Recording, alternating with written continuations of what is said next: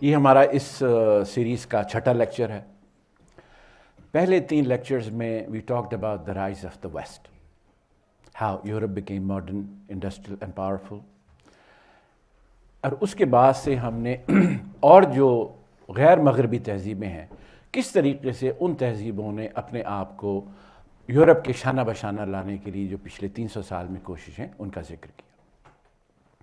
سب سے پہلے ہم نے رشیا کا ذکر کیا کہ کس طریقے سے پیٹر دا گریٹ سے شروع ہو کے بولشوک ریولوشن تک انہوں نے کوششیں کی رشیا کو ماڈرنائز کرنے کی. اس سے اگلے لیکچر میں ہم نے جاپان کا ذکر کیا during the Meiji restoration, how Japan became the first Asian super power within 50 years. اور آج ہم ذکر کریں گے ماڈرن چائنا کا کہ کس طریقے سے after a century of humiliation China transformed itself in the last 73 years, and now it's the biggest economy in the world. اور یہ جو احاطہ ہے مغرب کی تاریخ کا یا غیر مغربی اقوام کی جو مغرب کے شانہ بشانہ کھڑے ہونے کی کوشش ہیں, اس تاریخ کا احاطہ وہ اس لیے ضروری ہے کہ جب تک ہم جدید دور کی تاریخ کو مغرب کے لینس سے, غیر مغربی اقوام کے لینس سے, سوشل, پولیٹیکل, اکنامک, فلسافیکل تمام اینگل سے نہیں دیکھیں گے تو ہم اپنے پاکستان کے جو مسائل کے حل کے لیے جو بھی تجاویز دیں گے, جو بھی سیاسی منشور بنائیں گے, جو بھی انٹلیکچوئل ڈیبیٹ کریں گے, وہ ایک آکسیمورونز پہ مشتمل ہوگی, وہ وشفل تھنکنگ پہ مشتمل ہوگی, وہ پولیٹیکل سلوگنیئرنگ ہوگی, وہ وہی فیلڈ پالیسی کی دوبارہ سے ریہیشنگ ہوگی, and well keeping end up always in a dead end. And after 75 years I think it is time to make a fresh start. China کی جو تاریخ ہے یہاں پہ ایگریکلچر کی تاریخ وہ 8000 سال پرانی ہے. یہاں پہ agriculture was invented independently 8000 years ago. اور اس کی جو تہذیب کی تاریخ ہے وہ 4000 سال پرانی. یہ 4000 سال کی چین کی تاریخ ہے, اس کو چینی 13 میجر ڈائنسٹیز کے اندر بریک کرتے ہیں. Of course there are several minor dynasties, inter dynasty period. اور ان 13 ڈائنسٹیز میں جو تھرڈ ڈائنسٹی تھی چین کی, Zhou dynasty, that lasted for about 800 years. That was the formative period کہ جس میں اب چین کی جو طرز تہذیب ہے اس کے جو بنیادی اجزاء ترکیبی تھے دے کیم انٹو بی. ان کی جو پولیٹیکل فلاسفی ہے مینڈیٹ آف ہیون کی, ہم نے ٹاؤٹس ریلیجس بلیفس کو سنا ہوگا, ہم نے کنفیوشس ایتھکس کا سنا ہے, ٹی ڈرنکنگ کی ceremony, great Wall of China, the feudal state, all of these elements that define today the lifestyle, the way of life of the Chinese people, that emerged during the Zhao period, and that is roughly let's say 800 BC سے لے کے بعد 200 BC تک roughly. The last period of the Zhou dynasty, 250 years, the feudal states that made up the Zhou was not organized, centralized state, but different, collection of feudal entities who owe their allegiance to one dynasty, Zhou dynasty. But in the last 250 years, these states started to fight among each other. اور اس period کو چین کی تاریخ میں کہتے ہیں warring states period naturally. And after 250 years of civil war, one of the states, Qin state, Qin, his king conquered all the rest of the warring states, and once he had done that, پھر اس کے بعد جو ان status کا جو culture تھا, ان کے لاس تھے, ان کا وے آف لائف تھا, اس کو اس نے ڈسمینٹل کرنا شروع کر دیا. And in its place he put in place a centralized administrative structures of an empire. He harmonized laws, he harmonized languages, he harmonized weights and measures. He even harmonized the width of the wheel cart. Reason being کہ پوری empire میں جو سڑکوں کی چوڑائی ہے وہ ایک جیسی ہو جائے. بہت سے جو خیالات درائے تھے اس میں اس نے صرف ایک خیال کو پروموٹ کیا, لیگلزم, اور اس کے جو مخالف نظریات تھے ان کی اس نے کتابیں جلائیں, ان کے جو اسکالرس تھے ان کو زندہ درگور کیا. More than 400 of the scholars at that time, a Confucius scholar, they were buried alive. And this is the man who did not call himself king, but he gave him the title Qin Shi Huang, the first emperor of the Qing. And that is the beginning of the imperial structure of China that would last for over 2,100 years up until it was abolished during the first revolution of China in 1911 and 1912. یہ emperor ہے جس کے موزولیم کو ابھی جو terracotta army ہے 8,000 soldiers کی جو گارڈ کرتی ہے, that is the mausoleum of this first emperor of China. And quite often he is compared with no other than the most famous person of the Chinese history. He is compared with Chairman Mao. اس Zhou dynasty کے بعد جو major ڈائنسٹیز چین کے اندر آئیں ان میں ہان Dynasty ہے, most of the Chinese consider them ہان پیپل. اس کے اندر ٹینگ ڈائنسٹی ہے جس میں ٹرکش کا بھی انفلوئنس تھا. That is the period of cultural renaissance in China. Song dynasty ہے. Song dynasty was the commercial period of renaissance of China. اس کے بعد یوان ڈائنسٹی ہے. That was the largest established by the Mongols. Then Ming dynasty, منگ کی واضح آپ نے منگ کے دوران جو culture Great Wall of China ہے اس کے بھی بہت حصے بلڈ کیے گئے. And the last dynasty the Qing dynasty اور دی مانچو ڈائنسٹی. جو یورپینز ہیں اس تہذیب کا, ان کے ساتھ پہلا جو میننگ فل کانٹیکٹ ہوا ہے that came in 1513 after the Europeans, they rounded the Cape of Good Hope and they started exploring eastwards. Portuguese, اس کے بعد اسپینش. یہ چین سے 3 چیزیں لیا کرتے تھے, porcelain, silk and tea. And they had nothing to sell back to China. Chinese said, we don't need anything from the Europe. All we want is paid for these things by silver. جو کہ جو Spanish تھے, they would get from their mines in the Incas dynasty سے south امریکہ سے. یہ trade جو 16th century میں that was dominated by these Europa, later the British joined that trade as well. But the Chinese kept this trade restricted to only one port in the south, Guangzhou, which we know today as Canton. After a couple of hundred years, the British were not satisfied. They wanted to expand trade, with the mainland China. And in 1793, King George III of England sent an embassy to the Chinese emperor asking that more ports should be opened. اور جو British ships یہاں آتے ہیں ان کی repair کے لیے کوئی ہمیں جگہ دی جائے. Emperor listened very, received, the ambassador very respectfully, gift of exchange and on. Wrote back to King George کہ بہت آپ نے ایفرٹ کی اپنی ایمبیسی اتنی دور بھیجنے کے لیے. You want to partake in the Chinese civilization, but we have our own way of doing things. We cannot accept your demands. After that, the British, they started, انہوں نے جو اوپیم تھی اس کو اسمگل کرنا شروع کیا. ساؤتھ چینی جو ہیں وہ اوپیم ایڈکٹ ہو گئے. اور جب بات بہت حد سے بڑھ گئی, معاشی اور سماجی وہاں پہ جو ہے نا زوال شروع ہو گیا, تو جو امپیریل فورسز تھی انہوں نے کنفسکیٹ کیا اوپیم کو. And that lead to the first opium war. 1839 سے لے کے 42 تک British won, Chinese lost, and the Chinese had to accept the humiliating treaty call the treaty of Nanking. اور اس میں جو ڈیمانڈز ویسے نہیں منوا سکے تھے ایمبیسی سے, Chinese had to non accept that. They had to open more ports in the north. Huge indemnity ان کو پے کرنی پڑی برٹش کو. اور جو آئلینڈ آف ہانگ کانگ ہے, then that was ceded to the British. لیکن برٹش ابھی بھی سیٹسفائڈ نہیں تھے. And they found a pretext to go to war again. In 56-60, British and the French forces, they engaged in a second war with China. That's called the Second Opium War.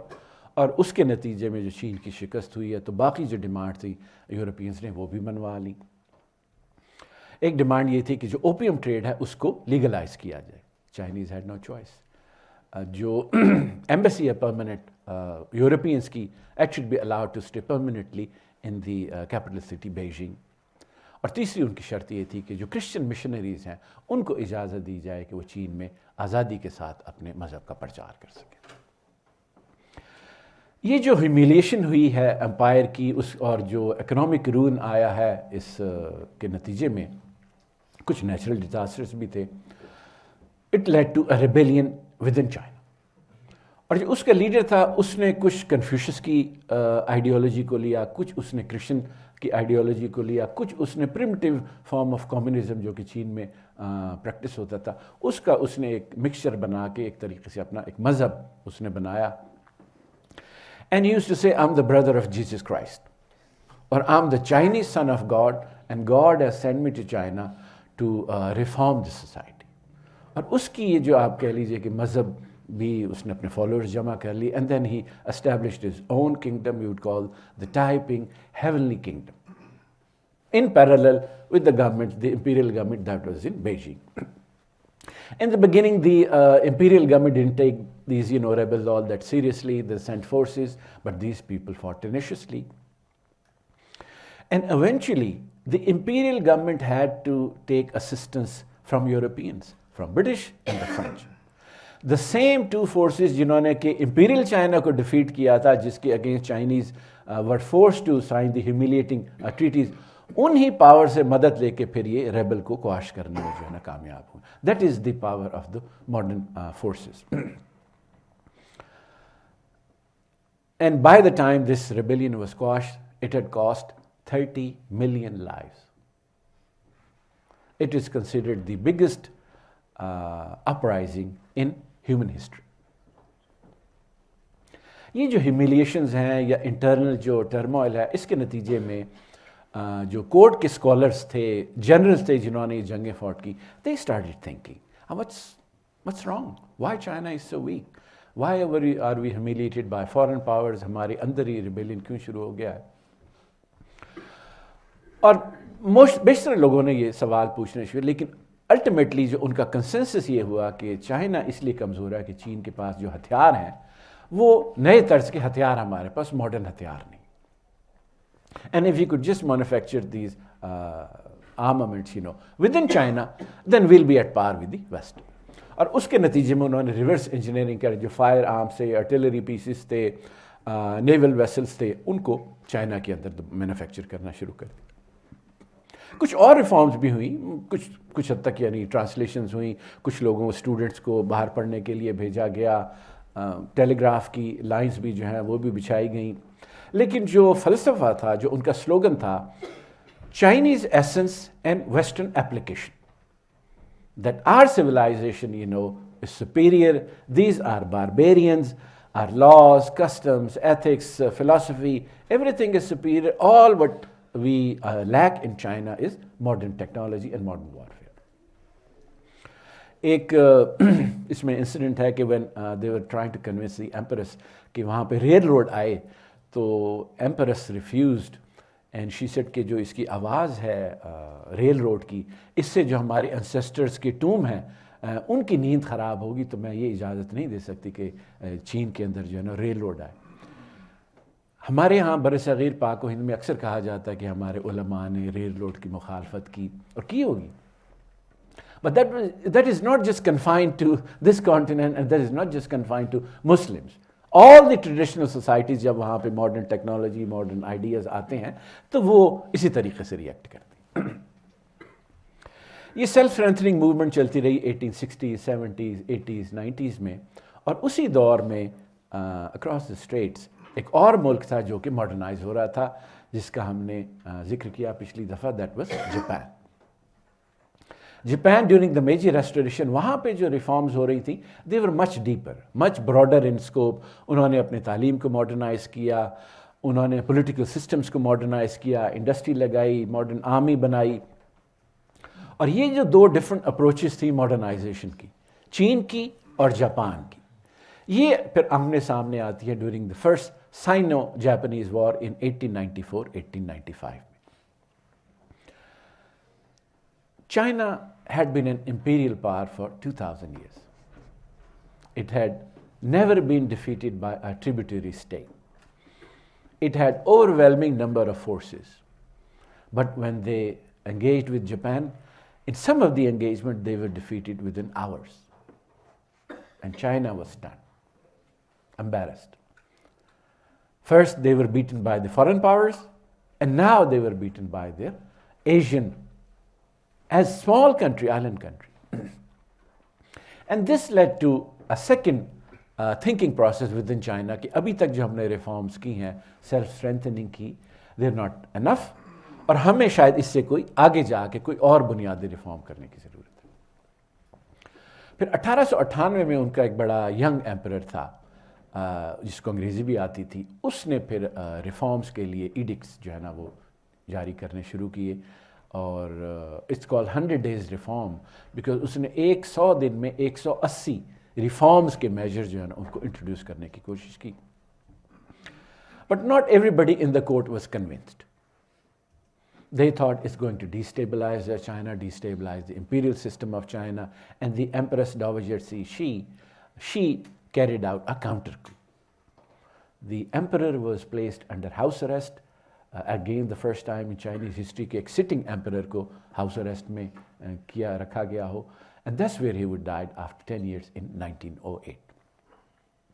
جتنے reformers تھے ان کو execute کیا, some of them escaped to Japan, and that is how جو second reform کا China کے اندر period تھا 100 days reform that came to a close.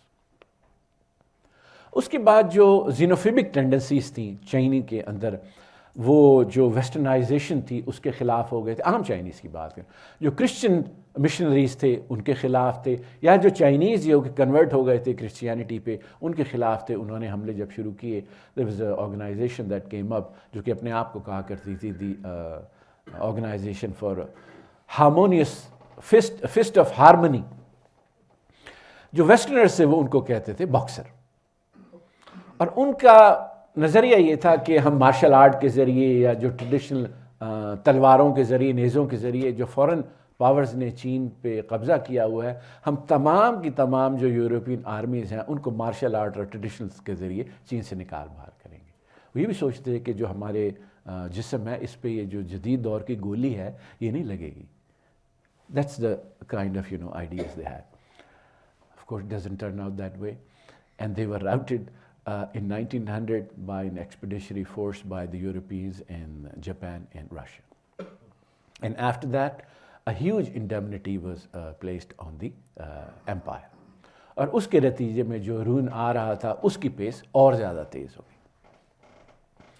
اس شکست کے نتیجے میں جو ایمپریس ڈاویجر شی تھی جو کہ کاؤنٹر کو لے کے آئی تھی 100 days ریفارم والے ایمپرر کے خلاف, now she started to think کہ maybe it is time to reform and modernize China.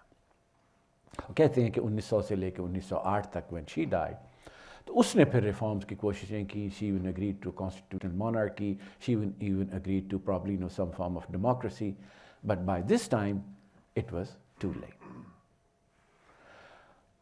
اور 1880 میں 1890 میں اور 1900 کی جو پہلا دہائی ہے اس میں جو وہ چائنیز جو کہ کورٹ کے ساتھ اسٹیبلش نہیں تھے, منسلک نہیں تھے, لیکن انہوں نے کچھ جدید تعلیم حاصل کر لی تھی, یا تو مشنری سے حاصل کر لی تھی یا پھر وہ جاپان جا کے پڑھا کرتے university of Tokyo and university of Kyoto میں. تو ایک چائنیز کی انٹیلیجنسیا ڈیولپ ہو گئی تھی جو کہ سوچ رہی تھی کہ چین کا مسئلہ کیا ہے, کس طریقے سے چین کو آگے لے جایا جا سکتا ہے. یہ جو ہیومیلیشن ہمیں بار بار ہوتی ہے مغرب کے ہاتھوں, جاپان کے ہاتھوں, کس طریقے سے اس سے نکلا جا سکتا ہے. اور یہ جو ڈسکشن تھی یہ دو گروپس میں بٹی ہوئی تھی, ایک ریفارمرز تھے اور ایک ریولوشنریز. ریفارمرز کہتے تھے کہ یہ جو چین کی امپائر ہے اس کو ریفارم کیا جا سکتا ہے, اور ریولوشنریز کہتے تھے کہ this empire has to be brought down and in its place کوئی نیا اسٹرکچر جو ہے نا political that has to be put in place. اور جو ریولوشنریز کا لیڈر تھا that was doctor Sun Yat Sen. اس نے مشنری اسکول سے پڑھ کے میڈیکل ڈاکٹر بنا, but after medical completing his education he dedicated his life to the cause of revolution, and he tried several times, probably a dozen times or so, to bring about revolution, preaching his ideas جو زیادہ تر armed forces کے لوگوں کو, but every time he failed. اس کو ملک بدر کر دیا گیا, وہ یورپ جاتا تھا, امریکہ جاتا تھا, وہاں پہ جو اوورسیز چائنیز تھے ان سے وہ ہیلپ لیتا تھا, فائنینشیل ہیلپ لیتا تھا. جو فارن گورنمنٹس تھیں ان کے سامنے جا کے اپنا کیس پلیڈ کرتا تھا. And during one of those trips when he was in Denver, Colorado in the US, تو some of the جو units تھے, army units, they started rebelling against the central government. Sun Yat-sen, he rushed back to China. Or this time around, jo ye rebellion aaya, that was successful.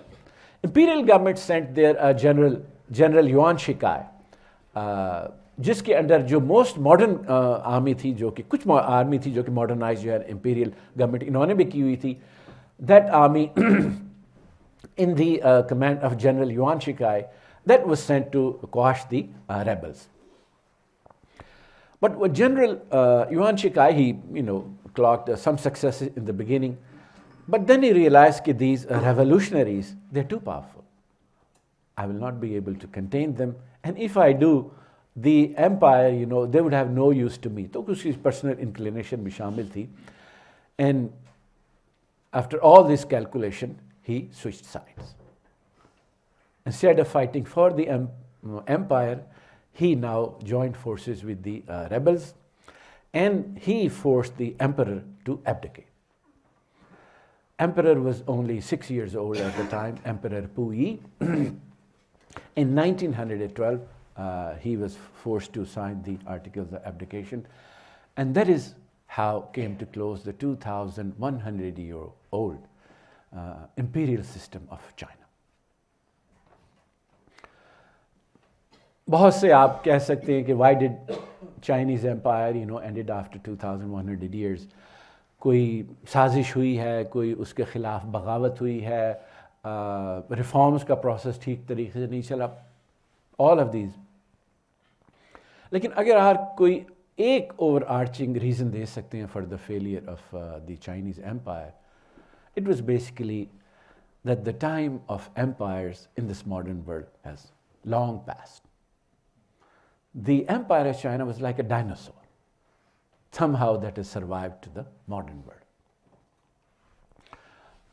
And it's just not the China, आप किसी भी दुनिया की उस दौर की history लेके, that जितना भी empires थी, they were coming to a close. Ottoman Empire came to an end, Austro-Hungarian Empire came to an end, Russian Empire came to an end. So how could the Chinese Empire be an exception to the rule?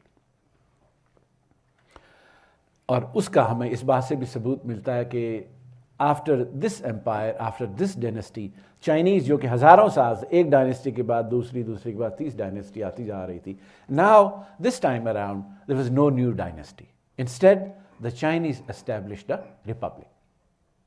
In 1912, Sun Yat-sen, the revolutionary, became the provisional president of the republic.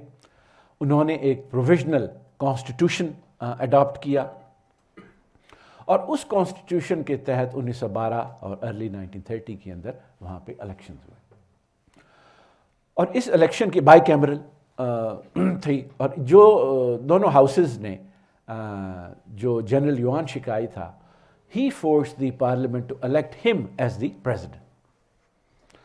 और जब parliament ने एहतजाज करने की कोशिश की कि जो प्रेसिडेंट है वो अपने इख्तियारात से तजावुज़ कर रहा है, he sacked all the members of the opposition party Kuomintang, जो कि establish की थी revolutionary Sun Yat-sen ने, some assassinations as well. और हालात यहाँ तक बिगड़ गए कि जो लीडर था रेवोल्यूशन का, which is considered also the father of modern China, Sun Yat-sen, he had to flee China and take refuge in Japan. And he would not come back to China up until 1916, जबकि yuan शिकाई अपनी natural death जब तक नहीं मर जाता. इस दौरान जो yuan शिकाई, he almost elected him as the president for life. अब भी उसकी अगर कह लीजिए तशफ़ी नहीं हुई थी, तो 1915 में उसने कोशिश की कि मैं एम्परर ही बन जाऊं और मैं एक अपनी एम्पायर दोबारा से शुरू कर दी. बट दिस टाइम अराउंड उसके जो जनरल थे, they said enough is enough, and he was not supported, तो एटलीस्ट जो उसकी ये मूव थी ये कामयाब नहीं हुई. अच्छा, जो आम चाइनीज़ इंटेलिजेंसिया थी, जो स्टूडेंट्स थे, जो बड़े बड़े शहरों में थे, now they started to think again कि हमने सेल्फ स्ट्रेंथनिंग मूवमेंट देख ली, हमने 100 डेज रिफॉर्म मूवमेंट देख ली, हमने बॉक्सर रिबेलियन देख लिया, हमने जो रिफॉर्म्स की कोशिश की एम्परेसी शी ने, हमने वो देख ली, हमने अपने जो इंपीरियल सिस्टम था 2001 साल का उसको भी ख़त्म कर दिया, रिपब्लिक को एस्टेब्लिश कर दिया, प्रेसिडेंट हमारे पास था मगर ये कैसा प्रेसिडेंट है जो कि अब एम्परर बनना चाहता है. समथिंग इज़ रॉन्ग,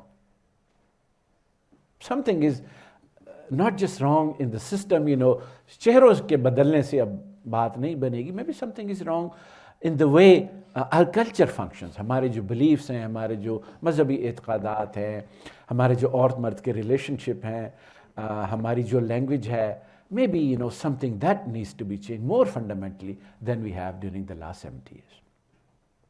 اور اس کو چین کی ہسٹری میں کہا جاتا ہے new culture movement, because they wanted to have a new culture. انہوں نے اپنی زبان بھی جو بہت زیادہ ornate ہو گئی تھی, بڑی فارمل ہو گئی تھی, اس کو کہا کہ no, now we need a new simplified Chinese language. وہ لینگویج اختیار کر کے وہاں پہ بہت سی جرنلز, نیوز پیپرز, پیریوڈیکلز, جو کہ پھر ویسٹ کے خیالات جو ہیں وہ چینی زبان میں چینی لوگوں تک, اسٹوڈنٹس تک پہنچاتے تھے. اور یہ جو خیالات چینیوں تک پہنچ رہے تھے, ان میں ایک جو نظریہ تھا وہ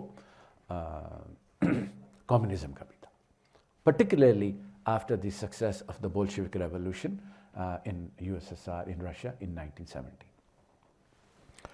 اور جو نیو کلچر موومنٹ کے دوران جو سب سے اہم واقعہ اور جس کو باقی دنیا جانتی بھی نہیں, نہ اہمیت اتنی دیتی ہے, لیکن چائنیز جو ہیں وہ اس کو اسٹارٹنگ پوائنٹ کہتے ہیں of the rise of modern China. That was the May 4th movement of 1919. After the First World War جو جرمن ٹیریٹریز تھیں چائنا میں, جو ان کے پوزیشنز تھے, when they were not handed back to China but to Japan instead, تو students جو تھے وہ اسپونٹینیسلی وہ کھڑے ہو گئے, احتجاج انہوں نے شروع کر دیا, اور جو آفیشلز تھے ان کے گھر کا محاصرہ کر کے انہوں نے فورس کیا کہ آپ نے اس ہیومیلیٹنگ جو پیرس پیس ٹریٹی ہے اس کو سائن نہیں کرنا. And they were successful, and the government was force not to sign the treaty of Versailles in 1919. اور یہ جو اسٹوڈنٹس کی اپرائزنگ ہے, یہ جو اسٹوڈنٹس جیسے کہ جی امپیریلسٹ فورسز نے ہمیں جو ورلڈ وار کے الائز ہیں, they sold us out. our own government that sold us out. جو ideas ہیں ہم نے اس پہ ریفارمز کی کوشش, that haven't worked. So we'll have to learn something new and using our own resources, اپنی ہی انرجی استعمال کر کے we'll have to rebuild China. And to this day, this May 4th 1919 کی جو movement ہے, that is celebrated in China even by the communists. 1900 اور اسی جو ایک کہہ لیجیے انٹلیکچوئل فرور تھا, اسی پھر دور میں 1921 میں Communist Party was established in Peking in the French quarter with Mao Zedong being one of the founding members. 1921 میں کمیونسٹ پارٹی کے اسٹیبلشمنٹ سے 1949 تک, 1921 سے لے کے 1949 میں جب کہ Chairman Mao would establish the People's Republic of China, یہ جو چین کا دور ہے یہ ویری ڈیفیکلٹ ٹو کمپریہینڈ, بڑا کیوٹک سا دور ہے, لیکن اس کو آسانی کے ساتھ گراس کرنے کے لیے یہ سمجھا جا سکتا ہے کہ اس کے دوران جو چین میں 3 فورسز تھیں, ایک کمیونسٹ کی, ایک نیشنلسٹ کی, اور ایک جاپنیز. And each one of them had its own army. 2 local forces تھی, نیشنلسٹ اور کمیونسٹ, اور ایک فورن انویڈر تھا. یہ جو جب دونوں فورسز آپس میں لڑی, نیشنلسٹ اور communist, that was civil war. And some time they would join hands to fight the enemy. That period would be called the United Front. لیکن چیانگ کائی شیک تھا who became the leader of Kuomintang, the nationalist forces, after Sun Yat-sen died in 1925. چیانگ کائی shake کہتا تھا کہ جو Japanese ہیں, they are a disease of the skin. But communists, they're a disease of the heart. So he would fight the communists first and not the Japanese. اور آہستہ آہستہ 1927 کے بعد اس نے وار لارڈس کو بھی شکست دی چیانگ کائی شیک نے, اور کمیونسٹ کے اگینسٹ اس کا آپریشن جو ہے نا وہ جاری رہا, حتیٰ کہ 1934 میں communist was completely encircled. So either through starvation or through military operation, they were certain of their own annihilation. And it was at that time, 1934 میں کہ different جو armies کے units تھے, انہوں نے بڑے complex maneuvers اختیار کر کے they broke through the encirclement of the nationalists and they started their northward track. At that time it was called the Great Strategic Retreat, but of course we know it as a long march. About 86,000 soldiers, 20,000 supporters. They crossed a distance of close to 10,000 kilometers. They swam through 28 rivers, 17 mountain ranges, snow-clad peaks, marsh, grassland, some of the most inhospitable terrain on earth. And by the time they reached the destination, not more than 10,000 survived. All one can say is that no matter who around the world uses the word Long March, should be respectful to the memory of those people who lost their lives. But during this Long March, Chinese found a leader, and that was Chairman Mao. In 1935, during the Long March, there were advisors, Soviet advisors as well. लेकिन जगह जगह पे जो instinct थी, military instinct, political instinct, Chairman Mao की, that proved right. And eventually, while they were marching, they stopped in a city. They held party ki Congress, Communist Party ki, and they elected Chairman Mao as their military leader and as the chairman of the Communist Party of China. And then Chairman Mao would hold this title until his death in 1976. That's why he's called the chairman. 1937 May, the communists and the nationalists, they joined hand against the Second United Front to fight against the Japanese. Although Japanese would not be defeated by the Chinese, they would be defeated by the Americans after Americans threw 2 atomic bombs in Hiroshima and Nagasaki in 1945. अच्छा, जैसे ये Japanese get defeated, तो civil war जो है communist और nationalist की ये दोबारा से resume हो जाती है. Americans, they are backing the nationalist. जो wife थी Chiang Kai-shek की, Madame Chiang Kai-shek, she was very suave, she spoke perfect English. She would go travel to the West और joint Congress के sessions के साथ वो plead कर देगी, so the United States would support the nationalists, go to Canada. Even General George C. Marshall was flown by the Americans to China ताकि दोनों parties को वो mediate करा सके. Most of the Western observers, rightly so, were thinking कि जो nationalists हैं वो कामयाब हो जाएंगे and the communists would be eliminated. But the result turned out to be just the opposite. The reason being, जो communist का message था, वो इस दौरान में peasants के दरमियान वो infiltrate कर गया. और particularly जिस तरीके से उन्होंने अपने ideas को propagate किया, जिस तरीके से उन peasants को treat किया during their long march, उन्होंने protocol बनाए, उनको तालीम दी, उनको सेहत दी और उनको फिर वादा भी किया land का, इसका कोई तोड़ nationalist के पास नहीं था. और जो nationalist soldiers थे, many of them were peasants in their origin, they started to switch side. They started to come to the side of the communists. और फिर ऑफ कोर्स स्टालिन ने भी जो है वो मिलिटरीली भी कम्युनिस्ट की मदद की क्योंकि अमेरिका मदद कर रहा था नेशनलिस्ट की.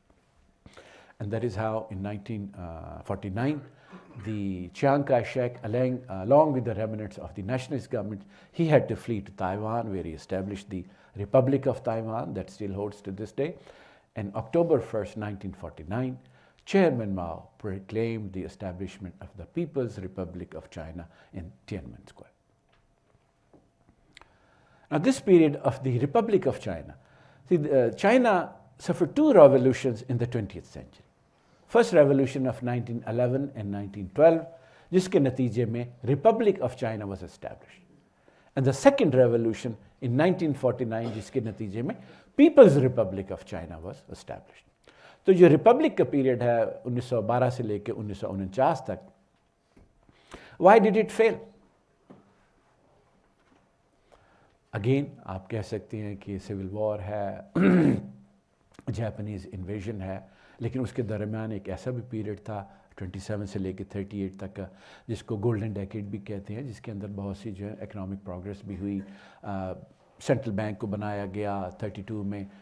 نیشنل گورنمنٹ نے جو اولمپکس ہے اس میں بھی اپنا کنٹینجنٹ بھیجا. شنگھائی اور بیجنگ میں جو ہے نا وہاں پہ ایلیٹس تھے, ان کے بزنسز بھی تھے, کچھ انفراسٹرکچر ڈیولپمنٹ بھی ہوا. Despite all this, the Republic of China fell in 1949. Reason, if you look very closely, the Republic really was an extension of the empire. Not much had changed. Something had changed superficially, but that was confined only to the elites in the big cities. They were enjoying themselves. They would hold parties, dance parties, music parties, lavish dinners along with the foreigners, but only in the two cities. Jo vast rural population, 90% of China, peasantry, they were still living the life as they had existed, as they have lived for the last 4,000 years. Very little change. اور یہ جو 90% of the population China کی تھی, اس کو horns کرنا, politically horns کرنا, that was the miracle of the communist, and that was the ideological shift جو کہ ماؤ لے کے آیا against the principle that he had learned from the USSR. اور یہ پاور کو ہارنس کیا تو اس کے سامنے جو ریپبلک, جو کہ صرف ایلیٹ کا ریپبلک تھا جس سے عام آدمی کو کوئی فائدہ نہیں پہنچ رہا تھا, how could that survive? Came to an end. جو 49 سے لے کے آج 2022 میں 23 میں ہم تقریباً ہیں, جو چین کی تاریخ ہے, پیپلز ریپبلک آف چائنا کی تاریخ, اس کو بنیادی طور پہ 2 ادوار میں تقسیم کیا جا سکتا ہے. That under chairman Mao and post Mao era Deng and Deng successor. طاقت میں آنے کے بعد 49 میں جو کمیونسٹ تھے, سب سے جو ان کا آف کورس مین آبجیکٹو تھا, سب سے پہلے consolidation of power. They had been through a war, they had been through a civil war, they had been through an ideological war. The country was devastated. There were pockets of resistance, there were pockets of treason. CIA کوشش کر رہی تھی, جو اس رجیم کے change کی کوشش کر رہی تھی. تو چیئرمین ماؤ نے through purges, through anti-5 campaign, 83 campaign, 100 flowers campaign, جس میں کہ ٹرک اس کا یہ تھا کہ وہ کہتا ٹھیک ہے, why don't you criticize the party.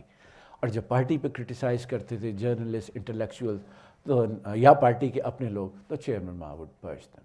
And that is how slowly he consolidated his grip on the party, and the party consolidated its grip on the greater China.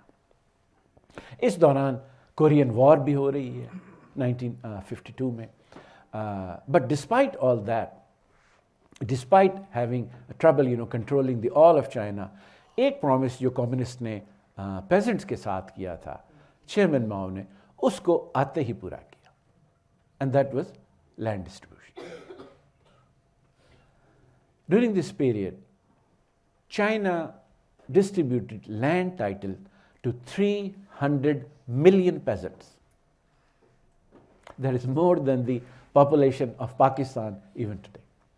And in the process, those who resisted, about 1 million landlords, they were executed.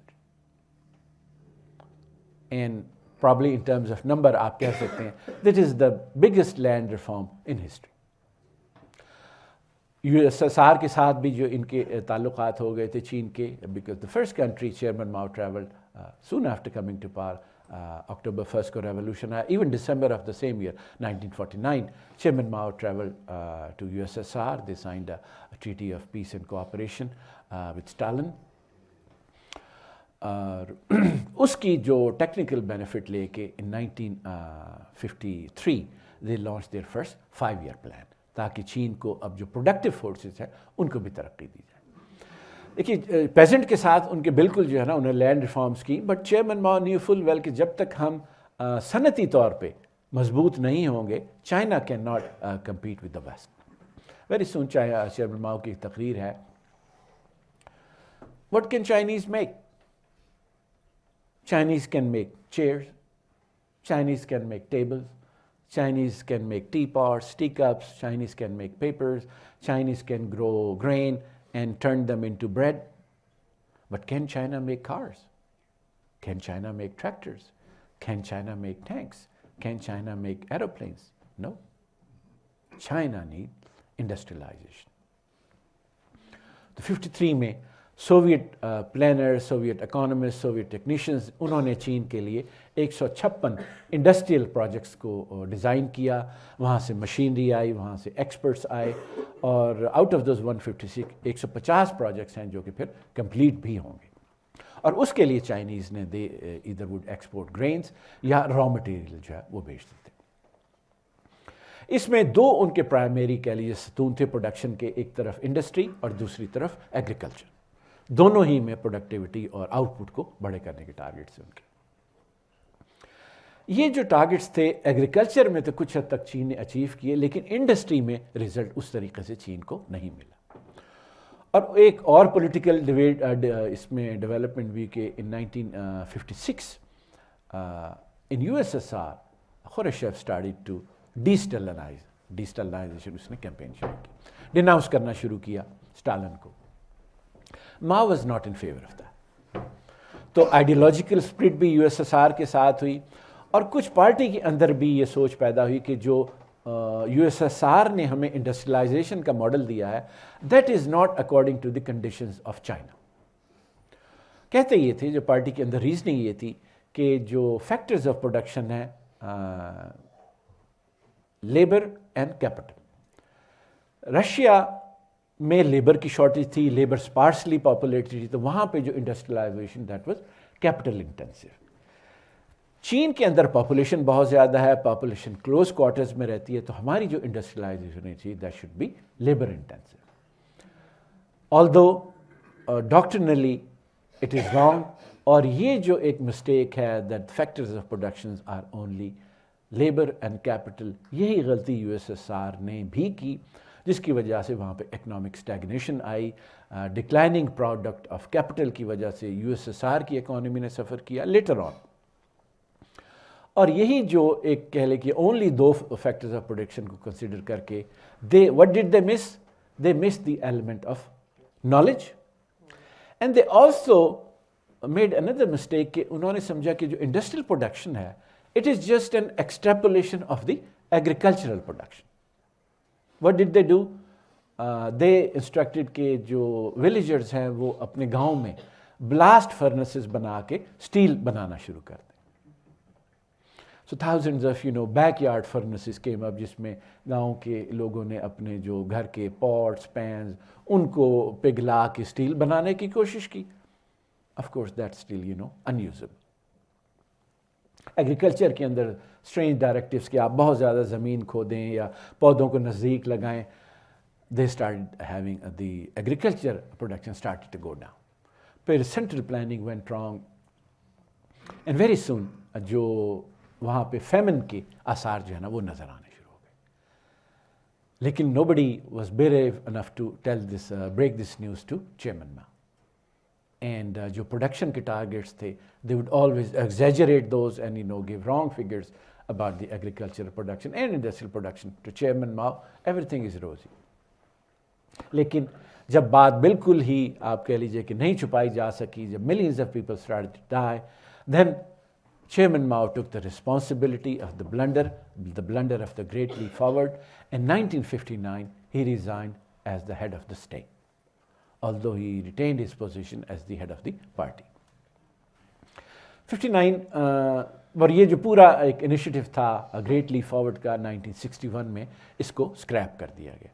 और उसके बाद party के अंदर ही जो pragmatist थे, जो कि दो चीज़ एक्चुअली पार्टी के अंदर डिवाइड थी, एक आइडियोलॉग्स की डिवाइड थे और दूसरी तरफ थे जो कि प्रैग्मेटिस्ट थे, जो कि नॉन डॉक्ट्रिनल मीन्स के इस्तेमाल करके प्रोडक्शन को ऊपर लेके आना चाहते थे. तो अब ये जो ग्रेट लीप फॉरवर्ड के फेलियर के बाद जो प्रैग्मेटिस्ट थे उनको आगे बढ़ने का और अपने ख्यालात को पार्टी के अंदर इन्फोर्स करने का मौका मिला. और 1962 में one of the pragmatist Deng Xiaoping he uttered his famous statement, it doesn't matter whether the cat is black or white as long as it catches mice. तो आइडियोलॉजी को आप प्रोडक्शन के साथ जो है ना मिक्स करें, they should be kept separate. But Chairman Mao, he was the ideologue par excellence. He really did not care much about anything else but about ideology. And even after 1962 وہ ایک communist education movement کرتا رہا with in the party کے اندر جو اس کے مخالفین تھے ان کو بھی پرچ کر رہا تھا, مگر وہ ایک طریقے سے کہہ لیجیے کہ بیک گراؤنڈ میں تھا. And in 1966 he broke the silence and he started great proletariat cultural revolution. And this time around he bypassed his party hierarchy and he went directly to the people, particularly to the youth of China. Usko, they were organized in bands of red guards. They were waved the book of Chairman Mao, the red book. Unko اسکولوں سے university سے چھٹی ہو گئی, جو public transportation تھی that was free to them and they would go all over the country. اور Chairman Mao نے ان کو نعرہ دیا تھا against four olds, against old habits, against old thoughts, against old customs and against old ideas. جو کوئی suspect کرتے تھے کہ یہ کیپٹلسٹ خیالات رکھتا ہے یا مارکسسٹ کی فلاسفی سے پوری طرح اگری نہیں کرتا یا کرپٹ ہے یا اس کے اندر بیوروکریٹک ٹینڈنسیز آ گئی ہیں یا بہت زیادہ traditional, anything that has to do with pre revolutionary China. If you had that tendency, if you had that book, if you had that lifestyle, you were their target. وہ ان لوگوں کو, اپنے ماں باپ کو, اپنے اسٹوڈنٹس کو, اپنے ایلڈرس کو, ان کو اسٹرگل سیشنز میں بٹھا کے ان کو دوبارہ سے انڈاکٹرینیٹ کرتے تھے. But this really got out of hand within 2 years. Then they started fight among each other. When they had no enemy left, they started fighting among each other. In 1968, when it became a security threat to the state, so Chairman Mao he cooled the fervor down and sent these red guards to work in the countryside and labor, تاکہ manual labour کر کے وہ عوام کے ساتھ اور زمین سے اپنا رشتہ جوڑ کے اپنے خیالات کو درست کریں. 68 کے بعد جو چیئرمین ماؤ کی انٹرنل یا ایکسٹرنل پالیسیز ہیں اس میں آپ کو کچھ پریگمنٹ یا نرمی آنا شروع ہو جاتی ہے, یا یہ کہہ لیجیے پارٹی کے اندر جو دو فیکشنز بن گئے تھے, ایک پریگمیٹسٹ کا اور ایک آئیڈیالوگس کا. چیئرمین ماؤ ان دونوں کو بیلنس کرتا. جو آئیڈیالوگس تھے they were led by his own wife, اور جو پریگمیٹسٹ تھے ان میں لیاؤ شوقی, ماؤ چو ان لائی اور ڈینگ زیاؤپنگ, اور درمیان میں of course center of power میں who was in the center of power? Chairman Mao. جو ایکسٹرنل ریلیشنز تھے وہ بھی بگڑ چکے تھے. چین کے جو یو ایس ایس آر کے ساتھ سائنو سوویٹ سپلٹ ہو چکا تھا. سو ناؤ چیئرمین ماؤ جو فارن ریلیشنز میں بھی اوورٹیورز کیے ٹورڈز دی ویسٹ, اور پاکستان کی مدد سے فرسٹ جو ہے ایونچولی 1972 میں پہلے تو ان کا سیکرٹری آف اسٹیٹ آیا, اور 1972 میں president Nixon visited Beijing and met chairman Mao. اور 72 ہی میں جاپان کے ساتھ انہوں نے اپنے تعلقات کو نارملائز کیا, اور Japanese prime minister Tanaka Kakuei also travel to Japan. اور یہاں پہ ایک واقعہ ہے جو جاپنیز کے ساتھ کانورسیشن ہے چون لائی کی, جو کہ کمیونسٹ پارٹی کی جو فلسفہ ہے کہ کس طریقے سے انہوں نے why they were able to successful rebuild China, وہ اس کہہ لیجیے کہ واقعی میں اس کی عکاسی ہوتی ہے. آئی تھنک 72 میں جب جاپنیز پرائم منسٹر آیا چین, تو چون لائی کے ساتھ ملاقات میں اس نے معذرت کی کوشش کی کہ ہم نے چین پہ بہت ظلم کیے, کولونائز کیا منچوریا کو, دوسری جنگ عظیم میں ہم نے آپ نے ظلم کیے. تو he was apologizing to Zhou Enlai, and Zhou Enlai just shrugged his shoulders, don't worry about that. اگر آپ نے ہمیں انویڈ نہ کیا ہوتا تو ہو سکتا ہے ابھی ہم غاروں کے اندر ہی رہ رہے ہوتے. تھینکس ٹو یو کہ now you know finally into the modern world, اور ہم اپنے آپ کو آگے بڑھانے کی کوششیں کر رہے ہیں. اینڈ ناٹ, یہ صرف ریٹرک نہیں تھا. چین refuse to accept reparations from China, from Japan. دیکھیے یہ اس لیے ضروری ہے کہ ہم یہاں اکثر ذکر کرتے ہیں کہ ہمیں جو کلونیل پاورز ہیں وہ لوٹ کے لے گئی ہیں, یہاں سے دولت جو ہے وہ برٹش لوٹ کے لے گئے ہیں. بعض ہسٹورینز یہ فگر دیتے ہیں کہ 45 ٹریلین ڈالر جو یہاں سے لوٹ کے یورپ لے گیا, اگر وہ پیسہ واپس آ جائے تو ہم لوگ جو ہے نا وہ امیر ہو جائیں گے. But that's not the philosophy, the Chinese, I said, sorry, I say, we do not want reparations from Japan. That's how, that's the spirit of the party that finally was able to rebuild China. اور اسی پھر 75 میں Chu Enlai knew that he's dying. So he encouraged Deng Xiaoping to put his thoughts down, and he then wrote a policy paper keh lijiye, about 4 modernizations. Modernization of agriculture, modernization of industry, modernization of science and technology, and modernization of defense. In 1976, first Chu Enlai died, early year, اور 1976 کے September میں chairman ماؤ ڈائے. کہتے ہیں کہ Chairman Mao کی death سے پہلے there was a great earthquake in Changxing, their city, جو کہ coal mining city ہے, in which 300,000 people died. And in those earthquake, the Chinese people knew کہ the death of Chairman Mao is near. Because یہ چین کے ان کے فلسفے میں ہے کہ جب بھی کوئی عظیم آدمی مرتا ہے تو اس سے پہلے کوئی نیچرل ڈیزاسٹر آتا ہے یا ارتھ کوئک یا فلڈ آتا ہے. So they were ready. When Chairman Mao 76 میں died, then after a power struggle of 2 years, in 1978, Deng Xiaoping assumes the reign of power. یہ جو 49 سے لے کے چیئرمین ماؤ کا اور 76 کا چیئرمین ماؤ کا پیریڈ ہے، عام طور پہ جو مغرب میں مبصرین ہیں، اکانومسٹ ہیں، وہ یہ ایک تجزیہ کر دیتے ہیں کہ دیکھیے چیئرمین ماؤ کے دور میں کوئی وہاں پہ معاشی ترقی نہیں. And that is true. By the time Chairman Mao China was dead poor. اور کہتے ہیں کہ جیسے ہی آ کے ڈینگ نے ریفارم اینڈ اوپننگ اپ کی تو چین میں جو ہے نا وہ اکنامک پروگرس آنی شروع ہوئی، مارکیٹ ریفارمس کی. And look how China is successful now. But you look deeply and this is a very simplistic analysis. دیکھیے ہیومن ڈیولپمنٹ انڈیکس میں 3 پلرز ہیں: education, health and per capita G D P. Yes, it is true کہ in terms of per capita GDP, China was poor when Chairman Mao died. But the other 2 indicators, China had caught up with middle income countries in other 2 indicators. In health, within 20 years of the communists coming to power, ان کی جو life expectancy ہے وہ double ہو گئی، 30 سے بڑھ کے 60 ہو گئی. Illiteracy جو 80% تھی وہ کم ہو کے 20% پہ آ گئی. پرائمری اسکول انرولمنٹ 95% سے زیادہ ہو گئی. تو کرائم ریٹ نل. اور پھر دیکھیے سوشل ایولز جو تھے اس کو چیئرمین ماؤ نے کس طریقے سے ختم کیا. عورتوں کے حقوق لے لیجیے. چین ہم سب جانتے ہیں کہ عورتوں کے فٹ بائنڈ کیا کرتے تھے. women were liberated, given equal access to education, health, employment, political mobility. اور بڑا ایک فیمس فقرہ ہے چیئرمین ماؤ کا: women hold up half the sky. آپ امیجن کیجئے کہ کہاں ایک کئی ہزار سال تک عورتیں ہیں کہ جن کے فٹ بائنڈنگ پریکٹس کی جاتی، اور کہاں ان کا چیئرمین کہہ رہا ہے کہ آدھا جو آسمان ہے اس کو عورتوں نے اپنے سر پہ اٹھایا ہوا. کلاس کو دیکھیے. It was very hierarchical society because of Confucius ethics. Chairman Mao broke it down.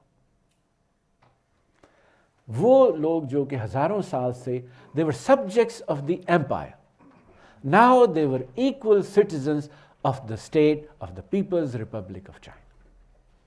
Now, without these achievements of Chairman Mao, it is impossible, at least I believe that it would have been impossible for Deng or anybody else to make the progress they did after 78 onwards.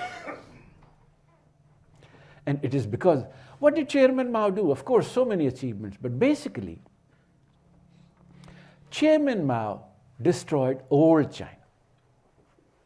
The roadmap that Chinese had carried in their head for 4,000 years, اور جس map کے مطابق وہ اپنی ذاتی زندگی، اپنے family کی زندگی، سوسائٹی کی زندگی، پالیٹکس، ایگریکلچر، اکانومی جو آرگنائز کیا کرتے تھے، Chairman Mao tore down that map. And in its place, he put all those elements जिसके ऊपर एक नए चाइना की तामीर की जा सकती थी। लेकिन ये तामीर करने के लिए they need a leader which was of different character all together, and heavens were probably smiling at China at the time. They had a leader waiting in the wings, and the leader was Deng Xiaoping. 78 में आने के बाद Deng Xiaoping ने started opening up China economically. उसने agriculture में incentives देने शुरू किए, उसने जो इंडस्ट्री में जो मैनेजर्स थे उनको इंसेंटिव्स देने शुरू किए, साउथ के अंदर जो स्पेशल इकोनॉमिक जोन्स हैं उनको ओपन अप किया, फॉरेन जो इन्वेस्टमेंट्स हैं उनको वेलकम किया, वर्ल्ड बैंक से लोन कॉन्ट्रैक्ट किया, IMF के साथ अपने ताल्लुकात इस्तवार किए, and gradually the economy started to pick up. अब जैसे इकोनॉमी ने पिकअप करना शुरू किया तो चीन के अंदर फिर ये भी डिमांड्स आनी शुरू हो गई for the political rights as well, for the democratic rights as well, and these voices, they came to a boil in 1989 in Tiananmen Square. Party के अंदर भी सिंपथाइजर्स थे जो कि स्टूडेंट्स जो कि डेमोक्रेसी के लिए जमा हुए थे, और भी उनकी डिमांड थी, अगेंस्ट करप्शन थी, अगेंस्ट इन्फ्लेशन थी, बट मेन उनकी जो एक कह लिए रेलिंग क्राई थी political freedom and democracy. With in party they had sympathisers, और पूरी दुनिया की जो नज़रें हैं वो टिएनमेन स्क्वायर पे लगी हुई थी। It was the first time that it was almost televised जो है ना live to the rest of the world. But despite internal pressure, despite international pressure, माओ जो डेंग जियाओपिंग था, he held firm. He said that at this time, and he said not just to the party, he said to the President of the United States, to George W. Bush, who visited China in early that year, only for 30 hours, he said, look, President, China is not yet ready for democracy. If we were to hold a multi-party election, the country will be plunged into a civil war. The paramount importance for China at this stage in history is stability. And our goal is economic progress. We will democratize once we are rich. अगर गरीब लोगों को हमने जमहूरियत दे दी तो वो अपनी गुर्बत का हमें ब्लेम करेंगे, and they'll vote us out of the government. He tried to resolve it peacefully, but when it did not happen, so he imposed martial law in the city. Or June 4th, 1989 में, he sent tanks and armored vehicles to clear the square. Huge condemnation. Americans, cut off high-level relations with China, sanctions, but he stood firm. But just like Mao had gone into hibernation, a retreat, after his failure of the Great Leap Forward, now Deng Xiaoping took a little bit, off the limelight. Within the party, he was active. And he waited for his time. That's how patient the Chinese are, and their leadership especially. And in 1992, at the age of 87, he went on a southern tour. उन special economic zone जो कि इसी ने establish किए थे 1980s में, और वहाँ जाके इसने मुख्तलिफ टॉक्स देनी थी, स्पीचेस देनी शुरू की. What is democracy, what is authoritarianism, what is market, what is central economy, socialism, capitalism. Basic जो उसका मैसेज था जो कि अब भी हमारे सामने आता है, socialism with Chinese characteristics. And his main theory was socialism doesn't mean shared poverty. Socialism means shared prosperity. If socialism fails to deliver prosperity to the people, if it fails to bring the life of the common man की life को अगर improve नहीं कर रहा है, socialism, communism will fail in China as it has failed in the USSR. And that was a radical, particularly for those people जो कि socialism, equality and poverty is good, उस ethics के अंदर आए थे. And he said कि अगर लोगों को अमीर बनाने के लिए, if some of the people get rich first, well, so be it. ये اس نے 92 کے ارلی میں اپنے ٹور کے دوران جو ہے نا پریچ کیا. پارٹی میں جو اس کے فورسز تھی, اس کے جو سپورٹرز تھے, ان کو ہارنیس کیا. And at the end of 1992 جو پارٹی کی کانگریس میں پھر ڈینگ زیاؤپنگ کی جو تھاٹ ہے, that was accepted as an official doctrine of the communist party of China. اور ایک نئی جنریشن آف لیڈرز جو کہ سپورٹ کرتے تھے ڈینگ زیاؤپنگ کے آئیڈیاز کو, they were brought into the positions of power, chief among them being Jiang Zemin. اور 92 کے بعد سے پھر جو اکنامک پروگرس ہے چین کی, وہ ریزیوم ہو گئی ایٹ اے گریٹر پیس. 2001 میں Chinese economy was integrated into the world economy after the accession to the WTO. اور 2010 میں اس گروتھ کے نتیجے میں China replaced Japan as the second largest economy in the world. And in 2014, China replaced America as the largest economy in the world on a purchasing power parity basis. اور اس عرصے میں 1978 سے لے کے 2018 تک, یہ 40 سال کا عرصہ بنتا ہے, China has lifted 800 million people out of poverty. And that is the biggest reduction in poverty ever achieved by human beings. And it accounts for 2/3 of all the poverty reduction that has happened during this period in the world. Now, China has more companies in the global Fortune 500 list than the United States of America. And now China has more billionaires than the United States of America. And very soon, they'll be the largest economy on a nominal dollar basis, and probably in 2-3 decades they plan to catch up on per capita GDP basis as well. یہ جو China کی 200 سال کی ایک history ہے, 1793 میں Europeans came knocking at the door, اور آج ہم تقریباً 2023 میں 230 سال کی جو تاریخ ہے, اس میں چین نے ہر طریقے کے تجربے کی, ہر طریقے ریفارمز کی کوشش کی ہیں. سول وارز ہوئی ہیں, وہاں پہ ریولوشنز آئے ہیں, کمیونزم آیا ہے, سوشلزم ود چائنیز کیریکٹرسٹک ہے. اور اس میں پولیٹیشنز کے لیے, پالیسی میکرز کے لیے, اکانومسٹ کے لیے, اسٹیٹسمین کے لیے ہر طریقے کے لیسنز موجود ہیں تیسری دنیا کے ممالک کے لیے, ہاؤ ٹو موو فارورڈ. سب سے جو بڑا آپ کہہ لیجئے کہ اس کے اندر لیسن ہے, وہ یہ ہے کہ جدید دنیا میں جو قدیم روایات ہیں, جو قدیم آپ کے جو طرز زندگی ہے, وہ کسی طریقے سے بھی اس کا مقابلہ نہیں کر سکتا. ماضی میں آپ کی بڑی شاندار حکومت رہی ہوگی, آپ نے بہت فتوحات کی ہوں گی, آپ کا کلچر بڑا سپیریئر ہوگا, آپ کی پروڈکٹیو فورسز جو ہے نا بہت زیادہ ہوں گی, آپ کی آرٹسٹک اچیومنٹس بہت زیادہ ہوں گی.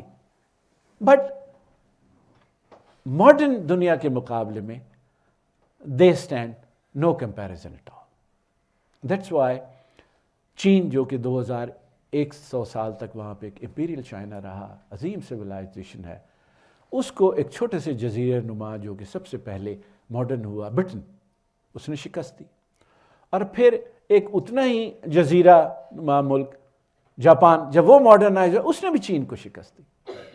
تو آپ جدید دنیا کا مقابلہ اپنے ماضی کی عظمت کے جتنا مرضی آپ اس کی دلیلیں دے لیے, اٹ ڈزنٹ ورک.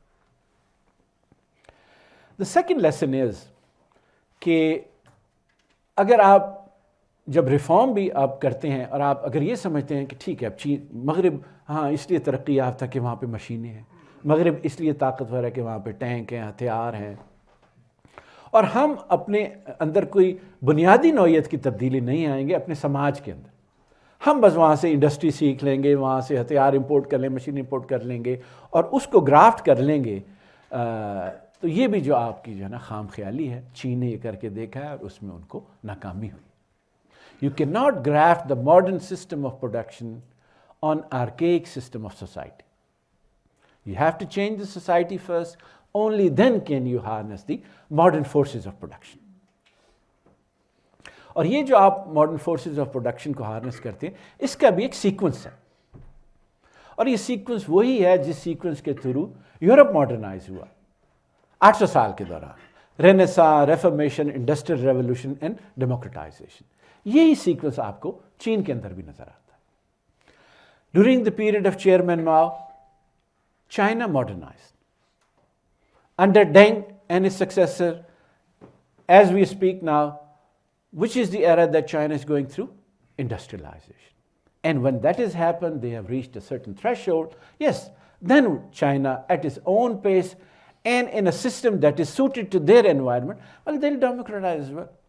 तो ये जो सीक्वेंस है मॉडर्नाइजेशन का, इंडस्ट्रियलाइजेशन का और डेमोक्रेटाइजेशन का, चीन ने इसको सक्सेसफुली करेक्टली फॉलो किया.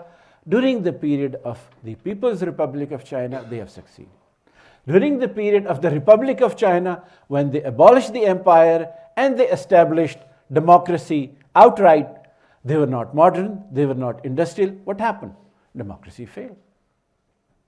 This is another lesson, from these 230 years of Chinese history.